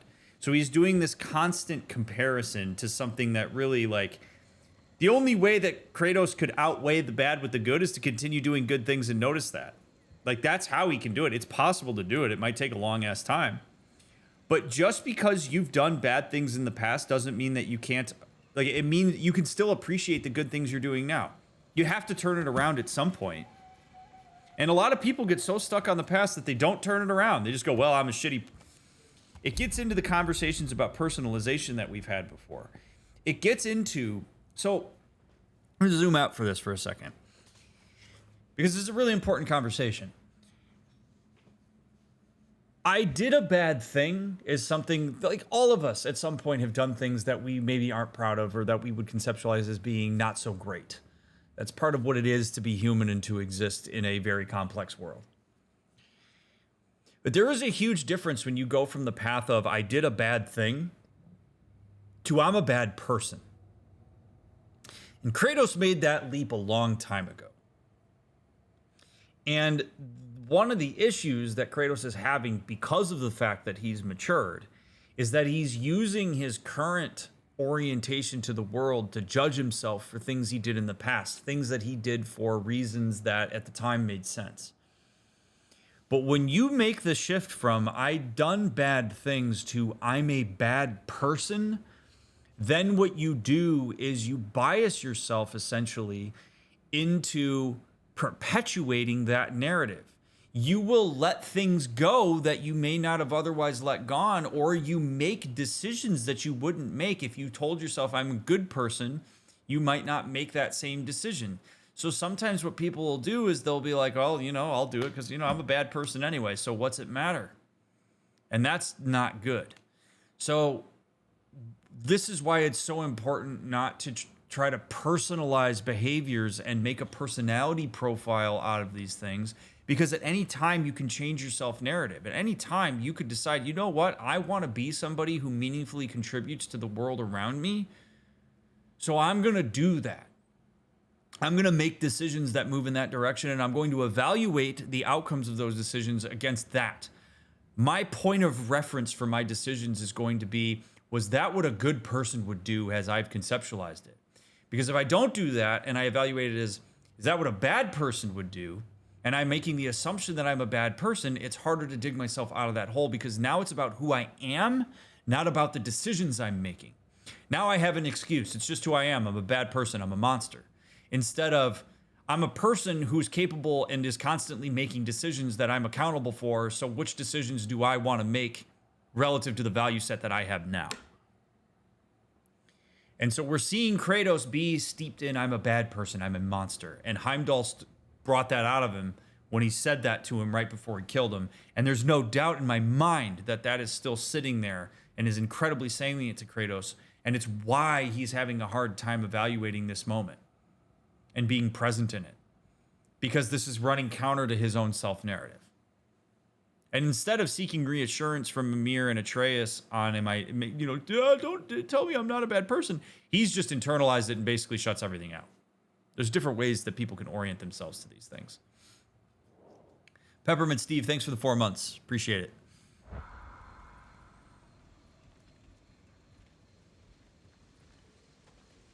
Looks like our good deed has already brought back some wildlife, but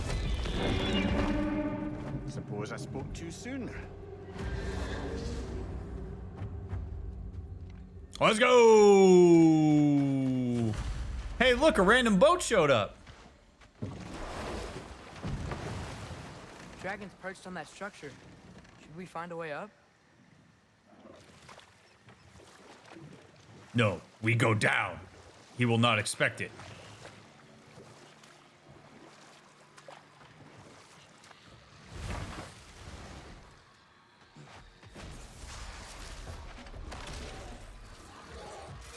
God damn it. Oops.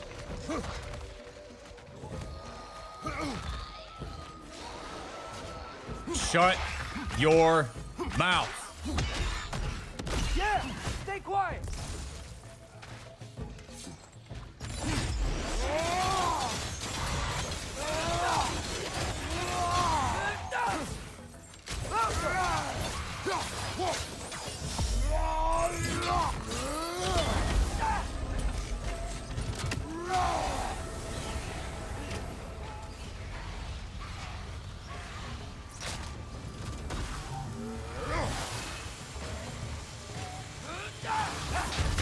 Behind you, brother!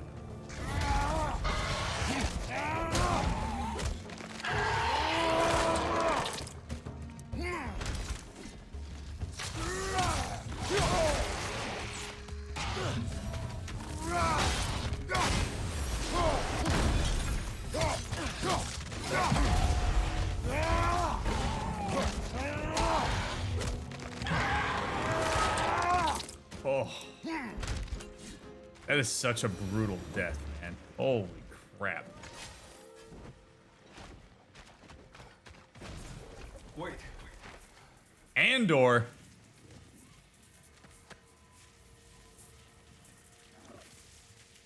What is it you want? Are you a father? Yes. Then you must understand. My son, this story, it was for him. But now, he is gone. That day, so much chaos and death. I was panicked, looking for my son. Please, help reunite me with my son in Folkvanger. We're gonna help him, right? What is the last thing you saw, Spirit? Statues, 2 of them. Dragons facing away from each other. separated like my sons. This toy, it will bring me back to him.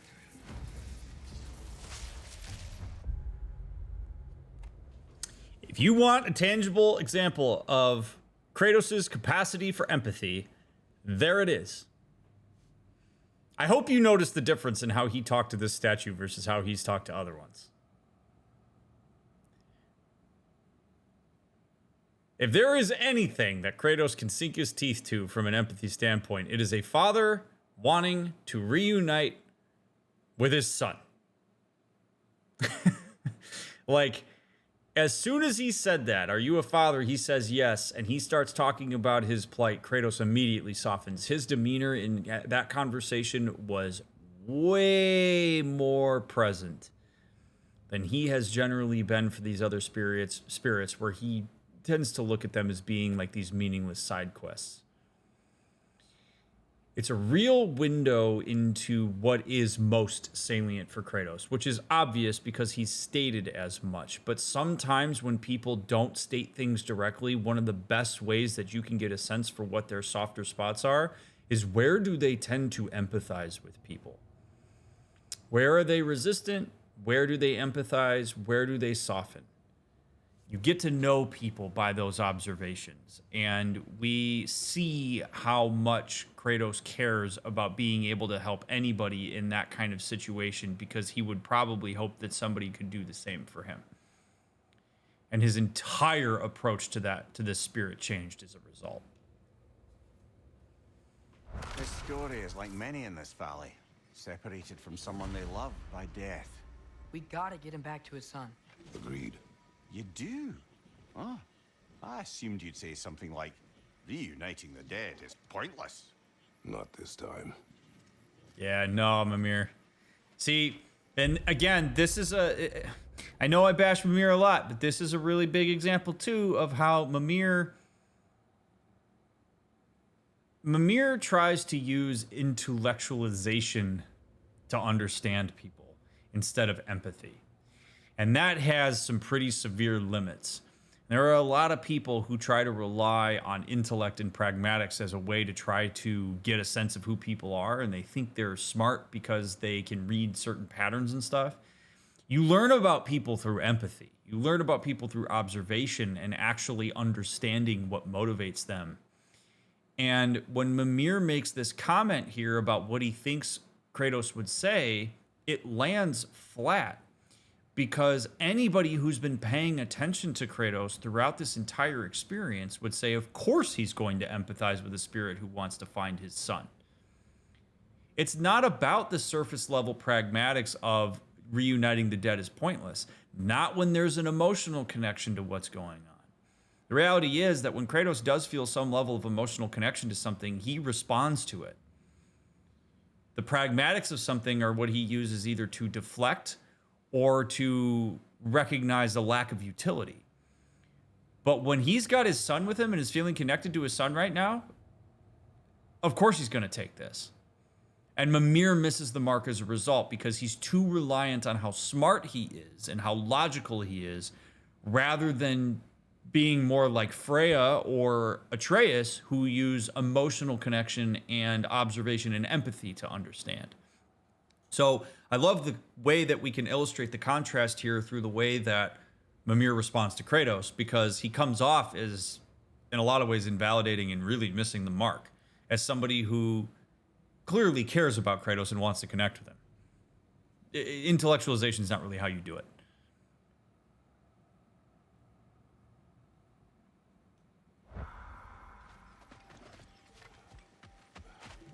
Like, my response to Mimir there would be like, well, clearly you don't fully understand my motivations for things then, bud.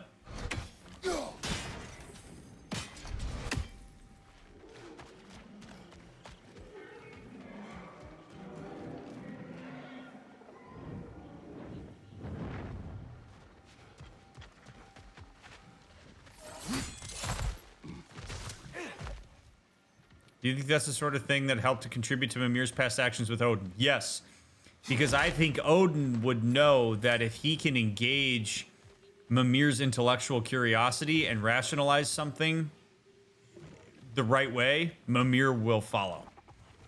He also probably acted dumb and gave Mimir's intellect real purpose.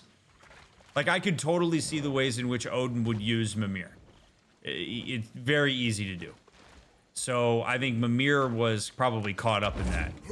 Odin knows exactly what he's doing, but if you make Mimir feel smart, you engage his intellectual curiosity and his sense that he's the smartest man in the world, he's gonna go there, and he's gonna let on a lot of stuff about his thought process and everything else as a result. And you can control him that way. So yeah, absolutely. Ah, a hunter lives here. A careless one. How's that? We found its home. Ooh, yeah, I like that.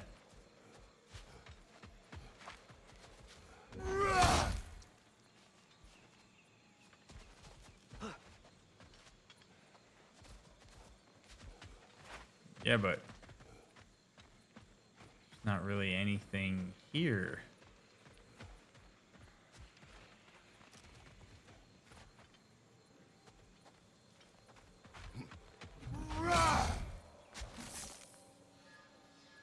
Interesting.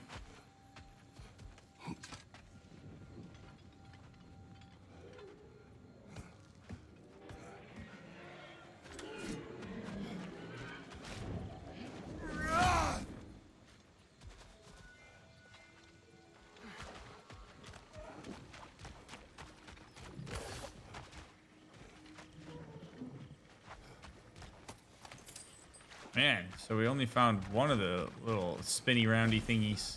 This toy, it must be made whole.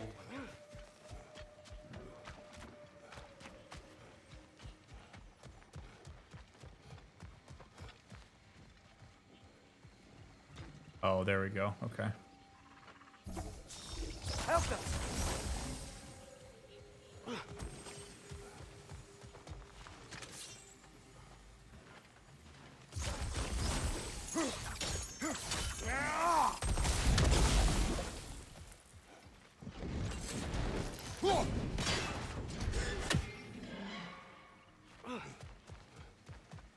Okay. One more.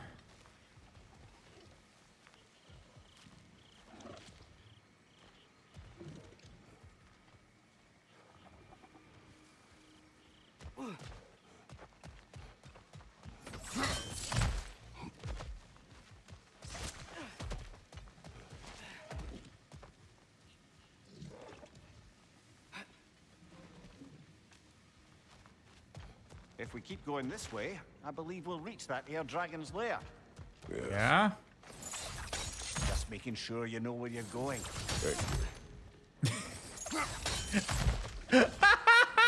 I love that. Thank you.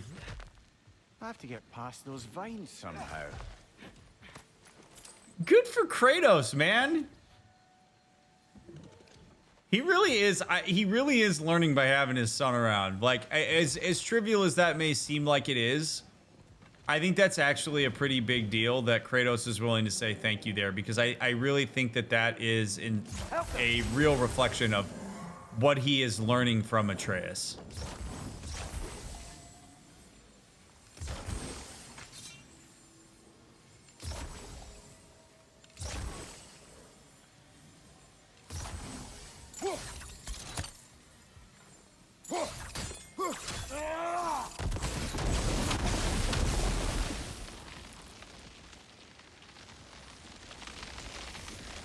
The way is clear.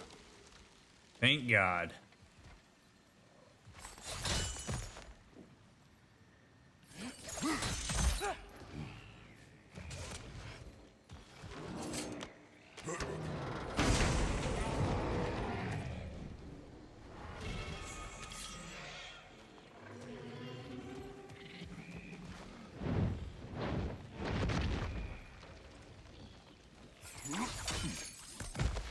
Oh, neat. It's up here.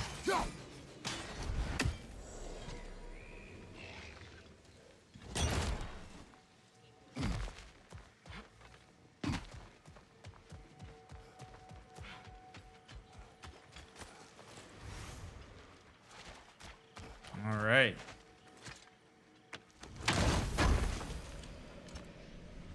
Give me that apple.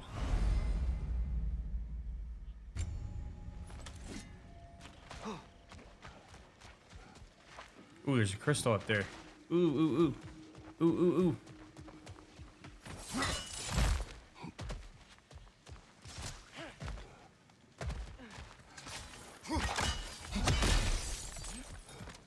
Yet another mystery crystal. So it would seem.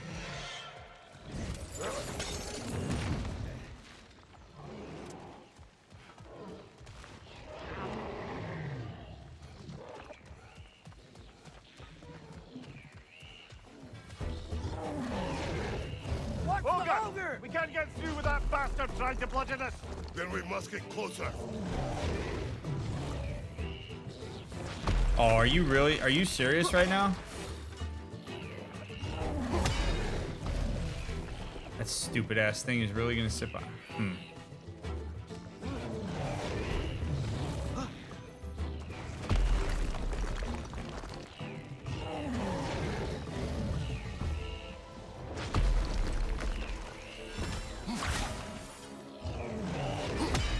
Watch out!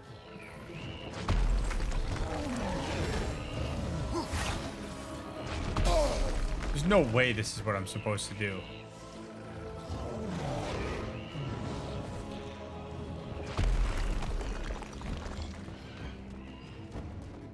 That thing really gonna chill behind those rocks like that?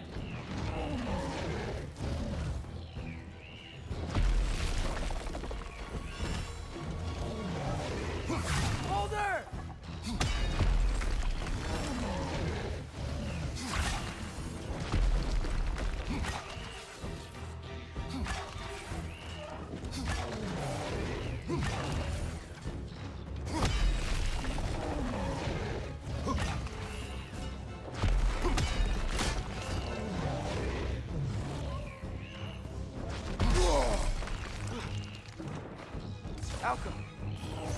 Oh, okay, there we go. The ogre!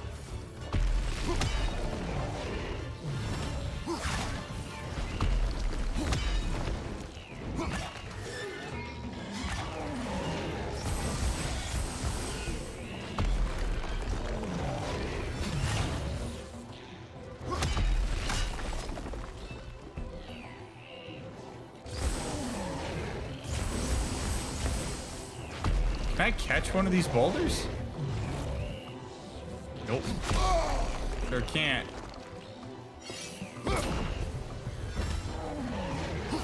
Watch out! This is definitely not how this is supposed to go. I'm sure this is not how this is supposed to go.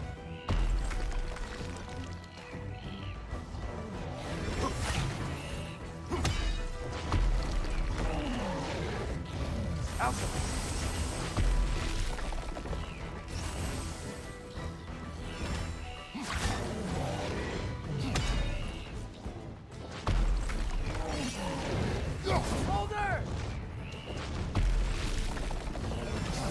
Bloody thing can't be harmed. Something must be casting a spell on it.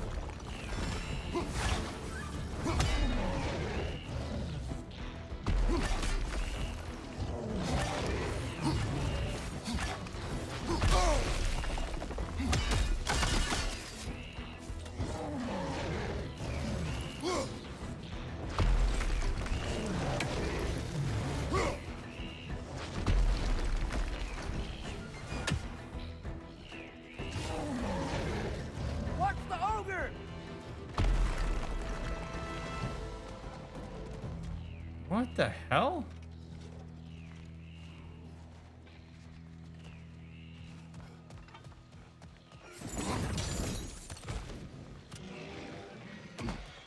Ugh.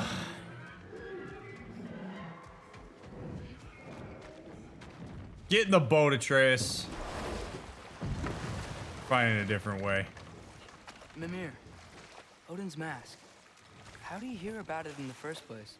He said a voice spoke to him one night, entreated him to collect the mask and control his own fate. I still think it's all a bunch of bollocks.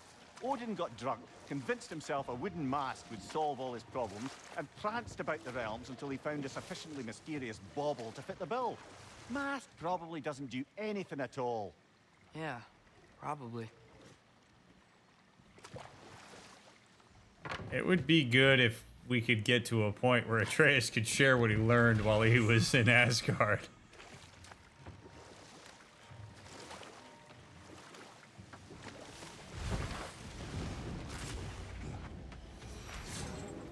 You've got to take out that net! It's calling more wind!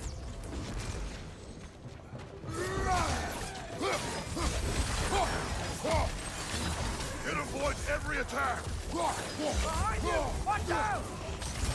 Okay.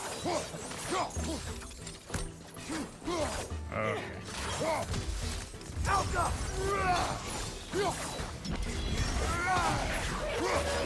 This is the last. Good. Good. Good, good, good.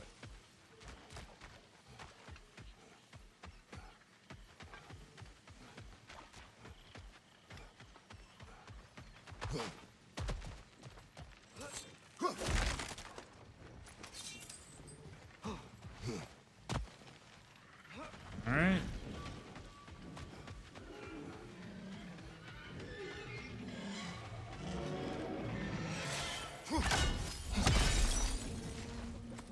Another one of those mysterious crystals. Mysterious crystals. So mysterious.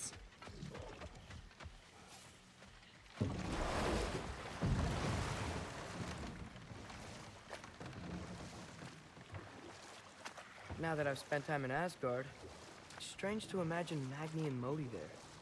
Sif raised them both, right? She seems like a good mom. Maybe a little overprotective. A good mother. Not the Sif I knew. In a culture as debaucherous as the Aesir, being a paragon of womanhood meant being a fierce fighter and a fiercer drinker. He and Thor seldom knew a moment's sobriety, whether brutally dealing with their enemies or, just as brutally, raising those boys. What do you mean? Oh, little brother. I know you didn't have an easy childhood, but you can't fathom how much worse it can get.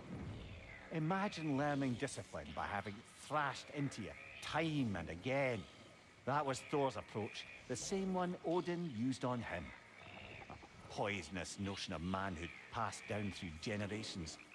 A grim inheritance, leaving all of them the poorer. Well, Sif doesn't drink anymore. Neither of them do. I am quietly flabbergasted to hear it. I get... Before they finish this conversation, so a lot of people wonder, why is it that people who use abusive means of controlling their children were abused themselves? Wouldn't you think to yourself that you hated that, so you're not going to do it to your own children? And while there are absolutely some folks who come from abusive backgrounds who make a very thoughtful plan of how they're going to be parents to ensure that they don't do the same things that happen to them, the reality is that if you come from an abusive family, you likely are lacking to some extent in your ability to evaluate things like that in a sophisticated way, because sophisticated conversations around that type of thing likely weren't had. So what Thor would have learned from Odin in getting thrashings is that he's powerless. It's the entire point, is for Odin to assert dominance and for Thor to feel powerless, so that he is bent to the will of his father, so that he can avoid punishment. He will comply so that he doesn't get beaten.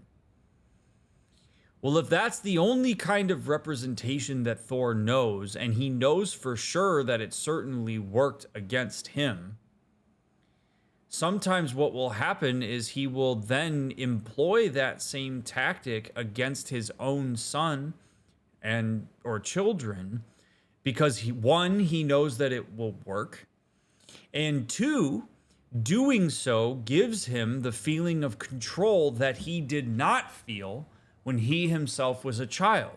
And so if the only way that you learn to feel a sense of empowerment and influence and control over people is to do what was done to you, you're going to do it as a way to resolve that for yourself.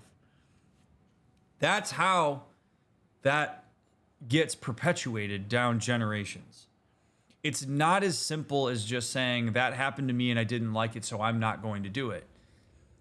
I felt a profound sense of powerlessness. I never learned actual meaningful ways to engage and to discipline and to exert influence on other people. So I'm going to do what I know, and it's reinforced that I feel in control when I do it. And I don't have to feel the sense of powerlessness that I felt when I was a kid when I do this.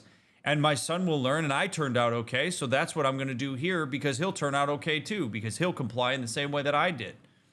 That's the more common way that goes, unfortunately. And the way that you break that cycle is first to acknowledge that that's the experience you came from, to be kind to yourself about the fact that there's probably some lacking development as it relates to how you can exert control when you have your own children, and then speaking to somebody like a therapist who can help you rewire some of those patterns for yourself.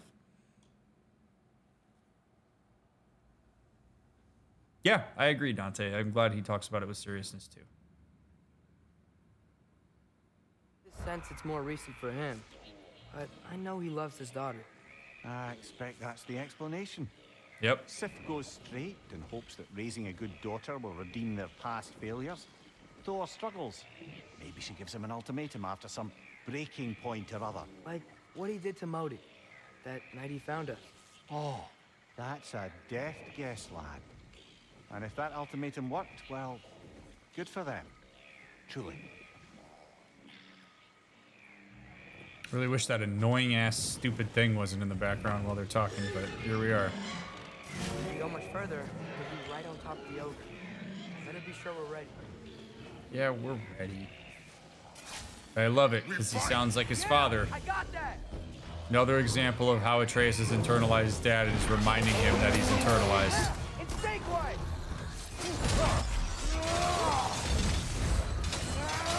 Behind you! Incoming!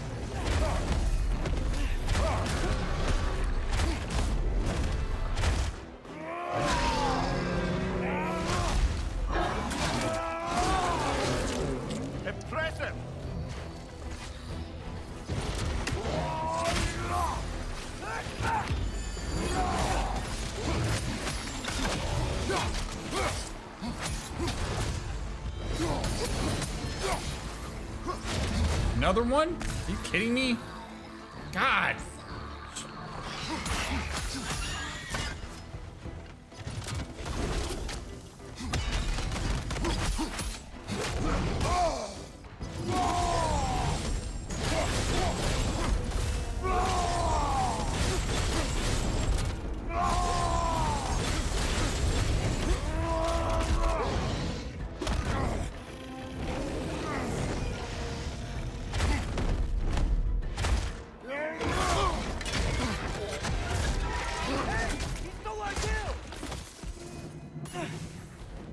That was ours, you opportunistic dod.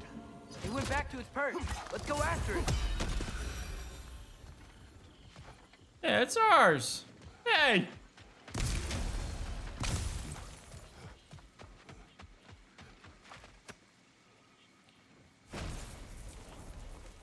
You can be with your son now. Thank you. I can't wait to see his face again. I'll give him this gift and tell him about the brave people who helped me. Now you can help us. What did you see that day? I remember walking into a meat hall, and Thor was there. Do you know why he was there? There were whispers that he was looking for a Vanir military outpost. And I didn't want any trouble, so I got out quick. That's the last I saw of him. But maybe there are others who saw more.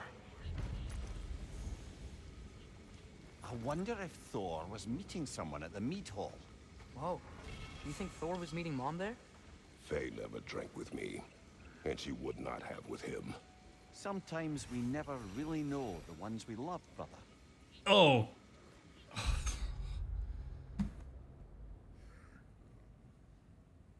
Man, oh man, oh man, oh man, oh man.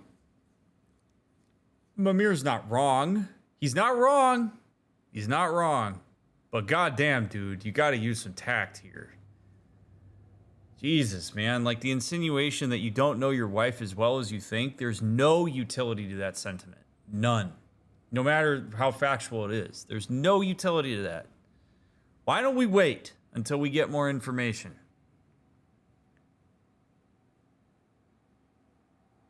Like, Kratos has an internalized object of Faye.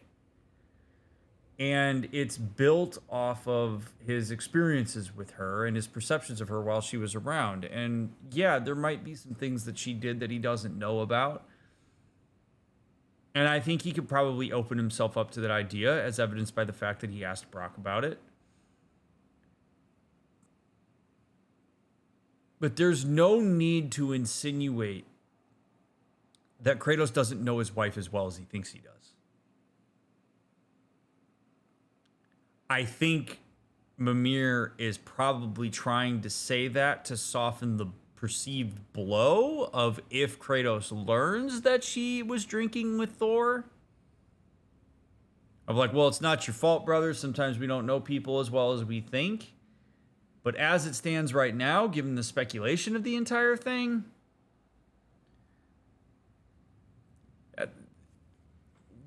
that sentiment doesn't need to exist there. It just doesn't. Hold your tongue, dude.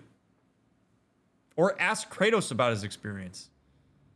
So they're like, yeah, I mean, that is interesting that that would be something that could potentially be on the table here. Like, what do you think about that, Kratos? If he's like, she didn't drink with me, so she wouldn't have drank with Thor, be like, all right, well, we'll go with that unless we learn otherwise. That's the better way to handle that. Boy, man, Mimir.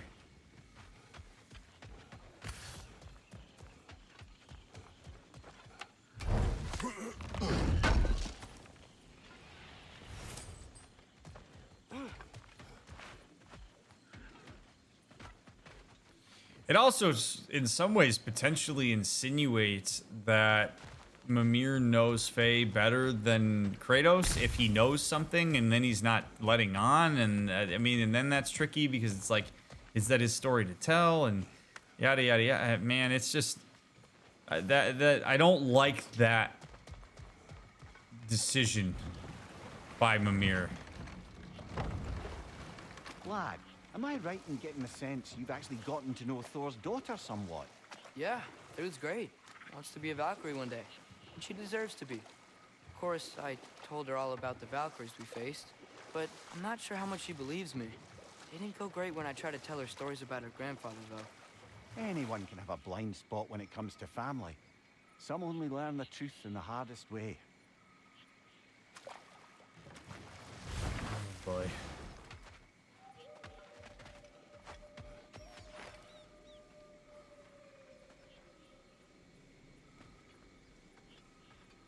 I want to get up there. I see that chest chilling over there, calling my name.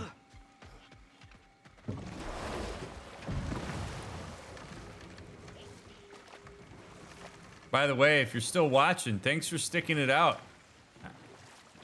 I appreciate the support on the side quests as much as I do the main quests, so y'all are very cool for hanging out with me while we do these.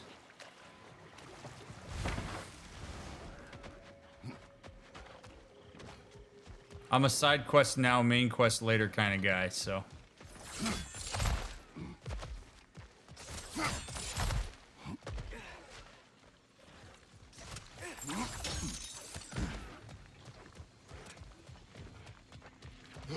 Path's open. That dragon is shaking in its scaly boots, I suspect. appreciate the vote of confidence, Mimir. Once we approach the dragon, we will kill or be killed. Understood? Yes, Father. I love even the shift in tone in the yes, Father. It's good. Good. There's a confidence there. There's a I'm with you now instead of a yes, Father. It's yes, Father. They're on the same page. Good shit. Ooh, this dragon looks intense. Come on. The corpse eater. Holy shit. What up, corpse eater?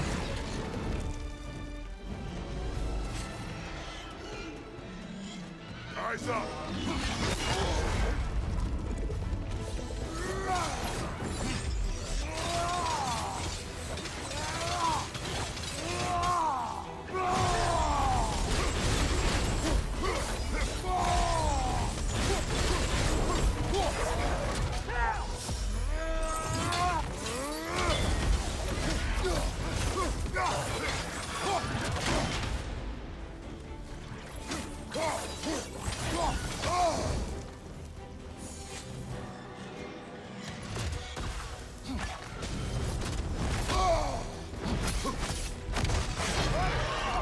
Whoa!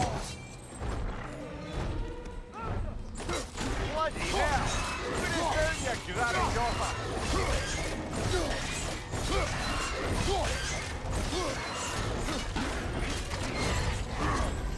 Woo! Nice of him to drop me back on the battlefield. Incoming!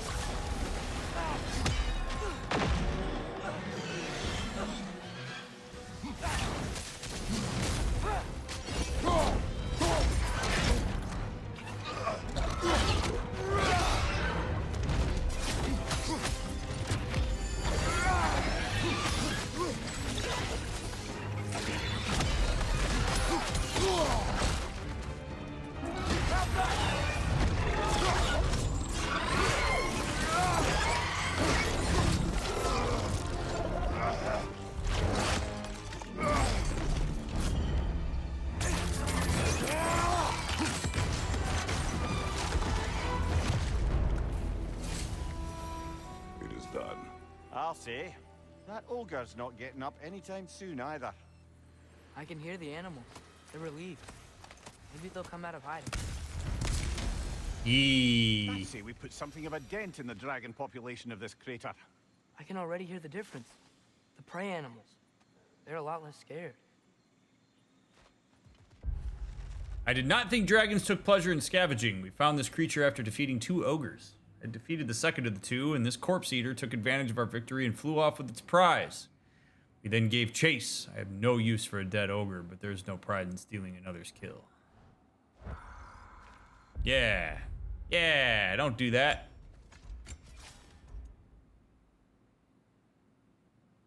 No, I don't like that one. Not into it. Another freaking amulet? Holy hell, man.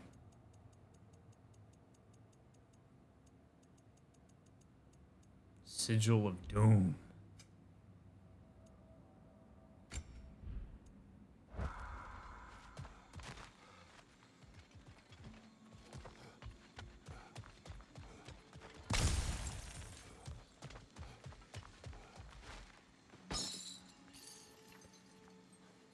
Okay.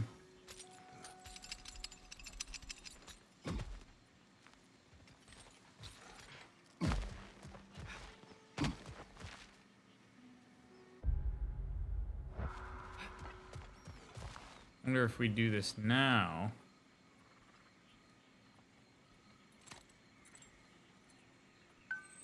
Hey, Mimir. Yes, lad? You talk kind of funny. Oh, how dare you, laddie?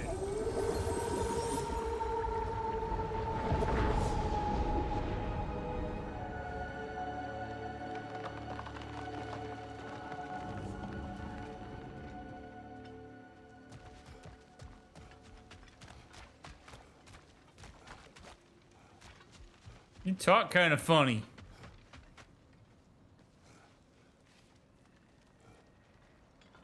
You butt in at times where you really shouldn't. You triangulate yourself.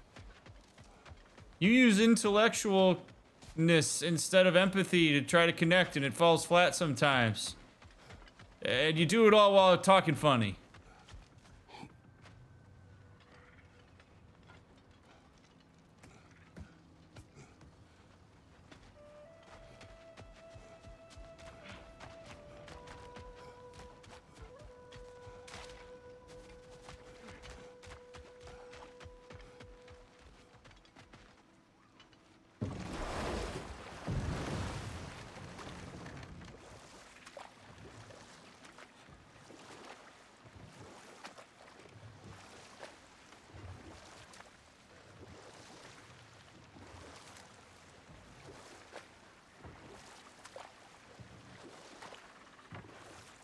Mimir, you can yell at me if you want. For leaving. What would that accomplish? Might make you feel better. No. You didn't trust me enough to talk through your worries. That's a wound not easily mended. I'm sorry. You needn't be. The fault is mine.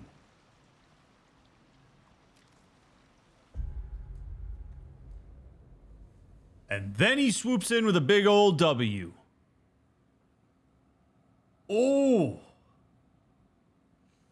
Kudos to Atreus for recognizing that he had an impact on Mimir and that him going ham on his own ideology was not the best idea and that it affected the people around him. That's awesome. That is the best possible response that Mimir could have had there, because he is taking accountability and inventory on why it would be that Atreus would do what he did. And instead of being like, oh, because he's a stupid ass teenager, he's like, well, you probably didn't trust me enough to disclose what you were thinking. And it's because I didn't facilitate that. That is a huge W. That's how you take ownership of the impact you have on the people around you, particularly on a teenager. I didn't create an environment that you felt safe accessing. And 9 times out of 10, that's probably true. Because if you had, he probably would have come to you. But you consistently sided with Kratos for good reason. You didn't take the time that you needed to in order to facilitate that kind of relationship with Atreus. And I love, love, love that Mimir is willing to acknowledge that and admit that. It's awesome. And I love that Atreus facilitated that conversation. He assumed that Mimir's angry. Mimir's basically like, no, it's not exactly what's going on. I'm hurt. But man, that is some awesome maturity from Atreus and some real maturity from Mimir. Love that.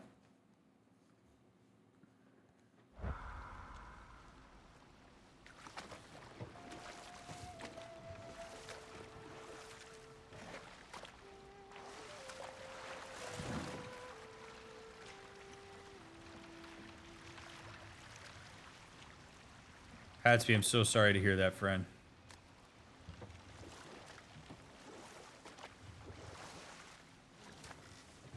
I don't think I want to leave that area yet. So we're going to go back.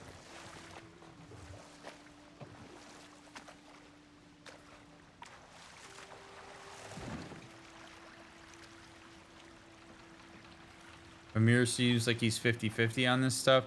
Yeah, I mean, I don't expect perfection from people. I really don't. Like, I understand where... The river's flooded. You think we can reach some new parts of the crater?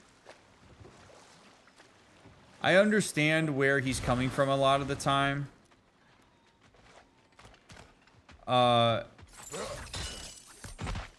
a win. Lovely. Now you can open that gate without that ogre hurling detritus at it. Detritus, what a good word.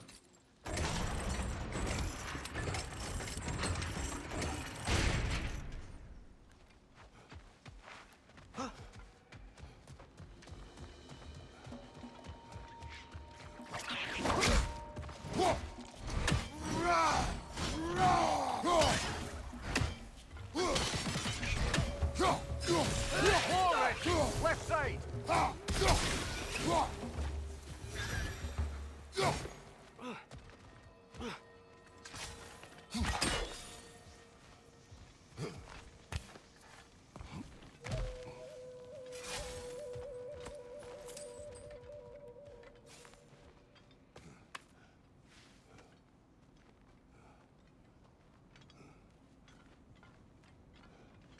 Do you find Mimir as irritating and frustrating as in the previous game? I don't find Mimir irritating so much as I find him lacking in skill. But I don't recall well enough to make a comparison. Spring, time of rebirth, renewal. Oh, I've missed the smell of those flowers. I'm sorry, kid. Just come back already. Other...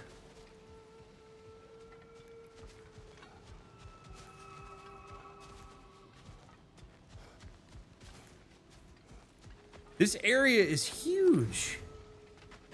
Like, I really can't, I can't believe it. Like, I just thought we were going to go do some random tiny side quests, and we are in this, like, gigantic new area.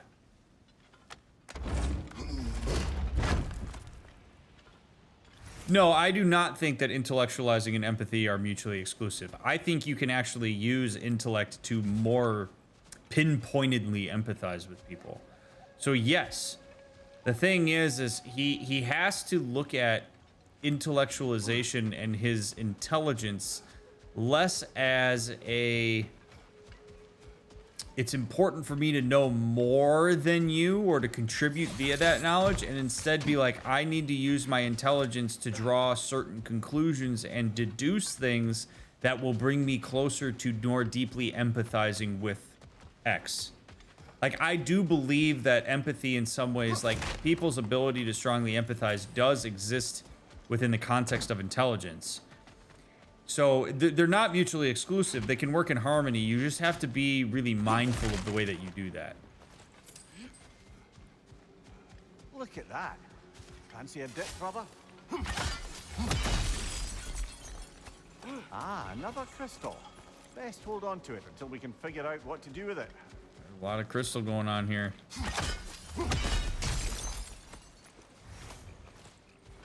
Something tells me that when I destroy this other crystal, something not good's gonna happen. What was that? Did the lake just react to us destroying that crystal? It will appear. The lands of Vanaheim are certainly more alive than those in other realms. Perhaps it's glad you got rid of that crystal. Huh. Seems like the pond still wants something. What if you threw a crystal in?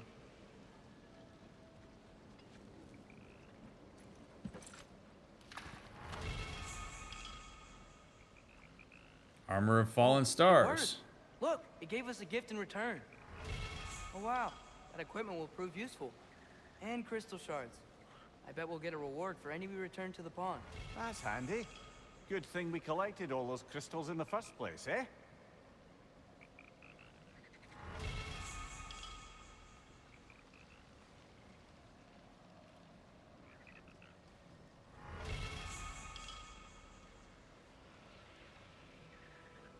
Whoa.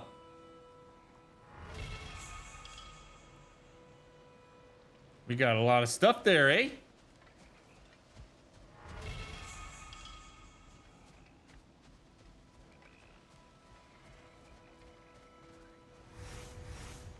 $27 is Guardian Ingots? Holy hell. Oh my god. We're rich. Holy crap. Why is it important for Mimir to be empathic? I think it's important for anybody to be empathic. If you want to connect with the people around you and you want to facilitate deep, meaningful relationships, empathy is the way. It just is. It's how you attend to vulnerability. It's how you get to know people. It's how you make more accurate observations of their behavior. It's how you coordinate and problem solve more effectively. It's how you validate. It's a pathway to so many things. So if Mimir continues not, if he's not particularly engaged with the skill of empathy, he's going to become more of a nuisance and a hindrance than anything else. Odin is better at empathizing than Mimir, which is why he's so good at being manipulative. He uses empathy for, and he uses the combination of empathy and intellect for evil. Usually catch your videos on YouTube. Compliments on your insightful and well-made videos. I really dig your style and content. Thank you, friend. That's the last of the missing schematics. I suspect you've got some new sword helps in your future. Oh, man. We're concluding a lot of stuff here. Oh, it's bright.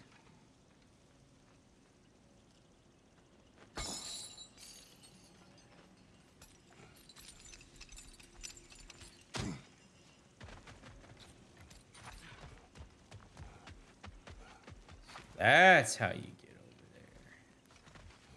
God, they do such a good job making sure that the pathing on this isn't ridiculous. I am grateful for that.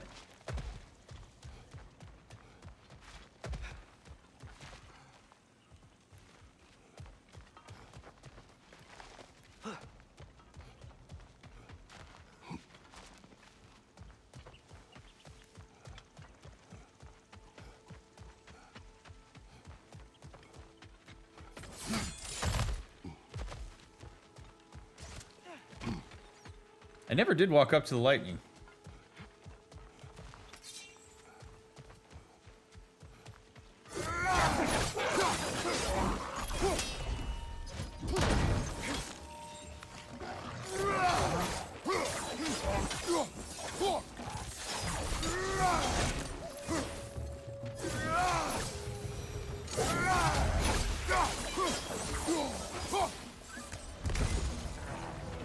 Its horns are on fire! Be careful!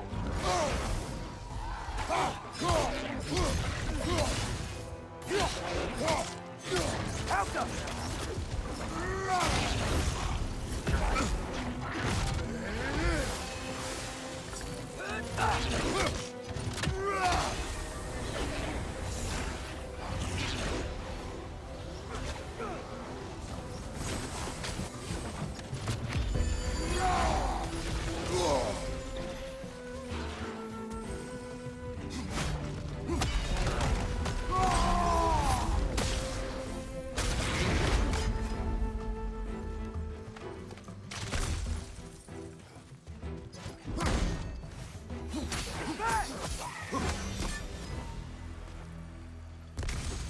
Okay. So if Odin is so good at empathy, why is he so willing and able to do the terrible things he does? Wouldn't empathizing with somebody make it harder to do that? Not necessarily. Not if your own insecurities and agenda and... I see, Odin's a complicated character because, yeah, we might look at that and say, like, well, no, if he knew that he was hurting people, wouldn't he stop? Not if he objectifies them. Built recently. Not if he's so caught up in his own self-importance or his own compensation for insecurity that he can essentially move them into a space where he's more easily able to say, eh. Like, it's complicated. Empathy doesn't preclude people from doing terrible things. Empathy can make it easier to manipulate people into doing the terrible things that you want to accomplish. That's what makes it so scary. It's not like if a person's empathic, they're always going to do good things. We all have to be mindful of the ways that we use empathy. Most people use it for good, but not everybody.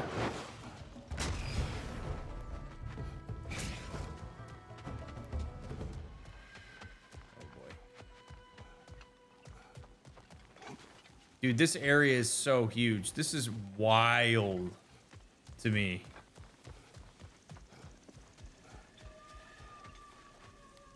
Holy crap.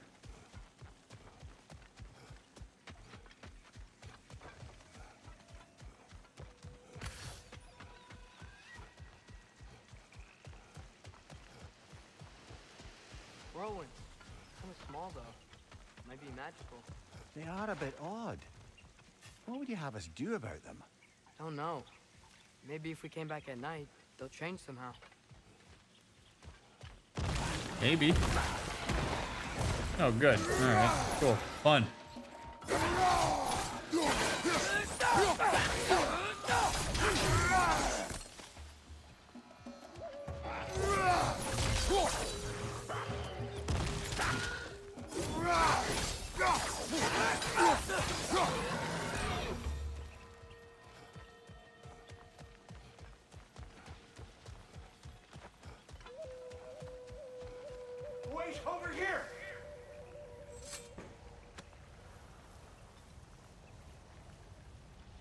What do you remember of the day you died? Everything is hazy. I remember I was nervous. This brooch. Brooch! And proposed to my beloved. Please, I beg you. Restore me. Restore my memory.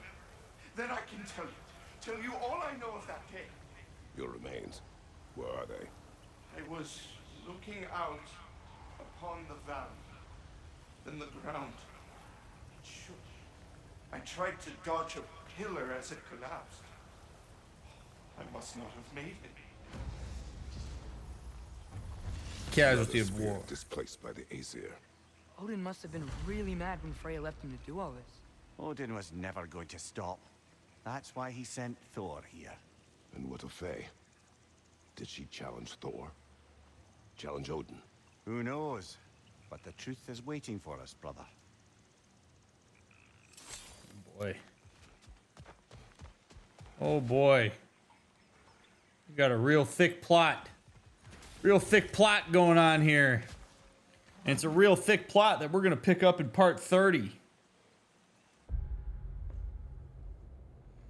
Because, my God, is this a big area? So I wasn't expecting that this is where we were going to go tonight, but I really like it. So part 30, we'll finish up this area. Maybe, unless it's even bigger.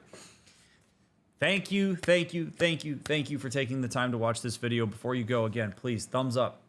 Leave a comment if you feel so inclined to do so. Follow all the links in the description. Come hang out sometime. I really encourage you to become a Fourth Wall member if you want to support the stream financially. It's the most efficient way to do it. Better than YouTube memberships, Twitch subs, or anything like that. So if you got a few bucks to spare, you want to support the stream, thank you for doing that. If you do, check out the merch as well. But I really appreciate you no matter what. Your engagement is awesome. The fact that you take time to watch my videos, that you care about what I have to say about this game is amazing. So keep being awesome. If you're binging, I'll see you in part 30. If you're waiting for the next one to come out, we'll get it out as fast as we can. You're fantastic. I'll catch you on the next one.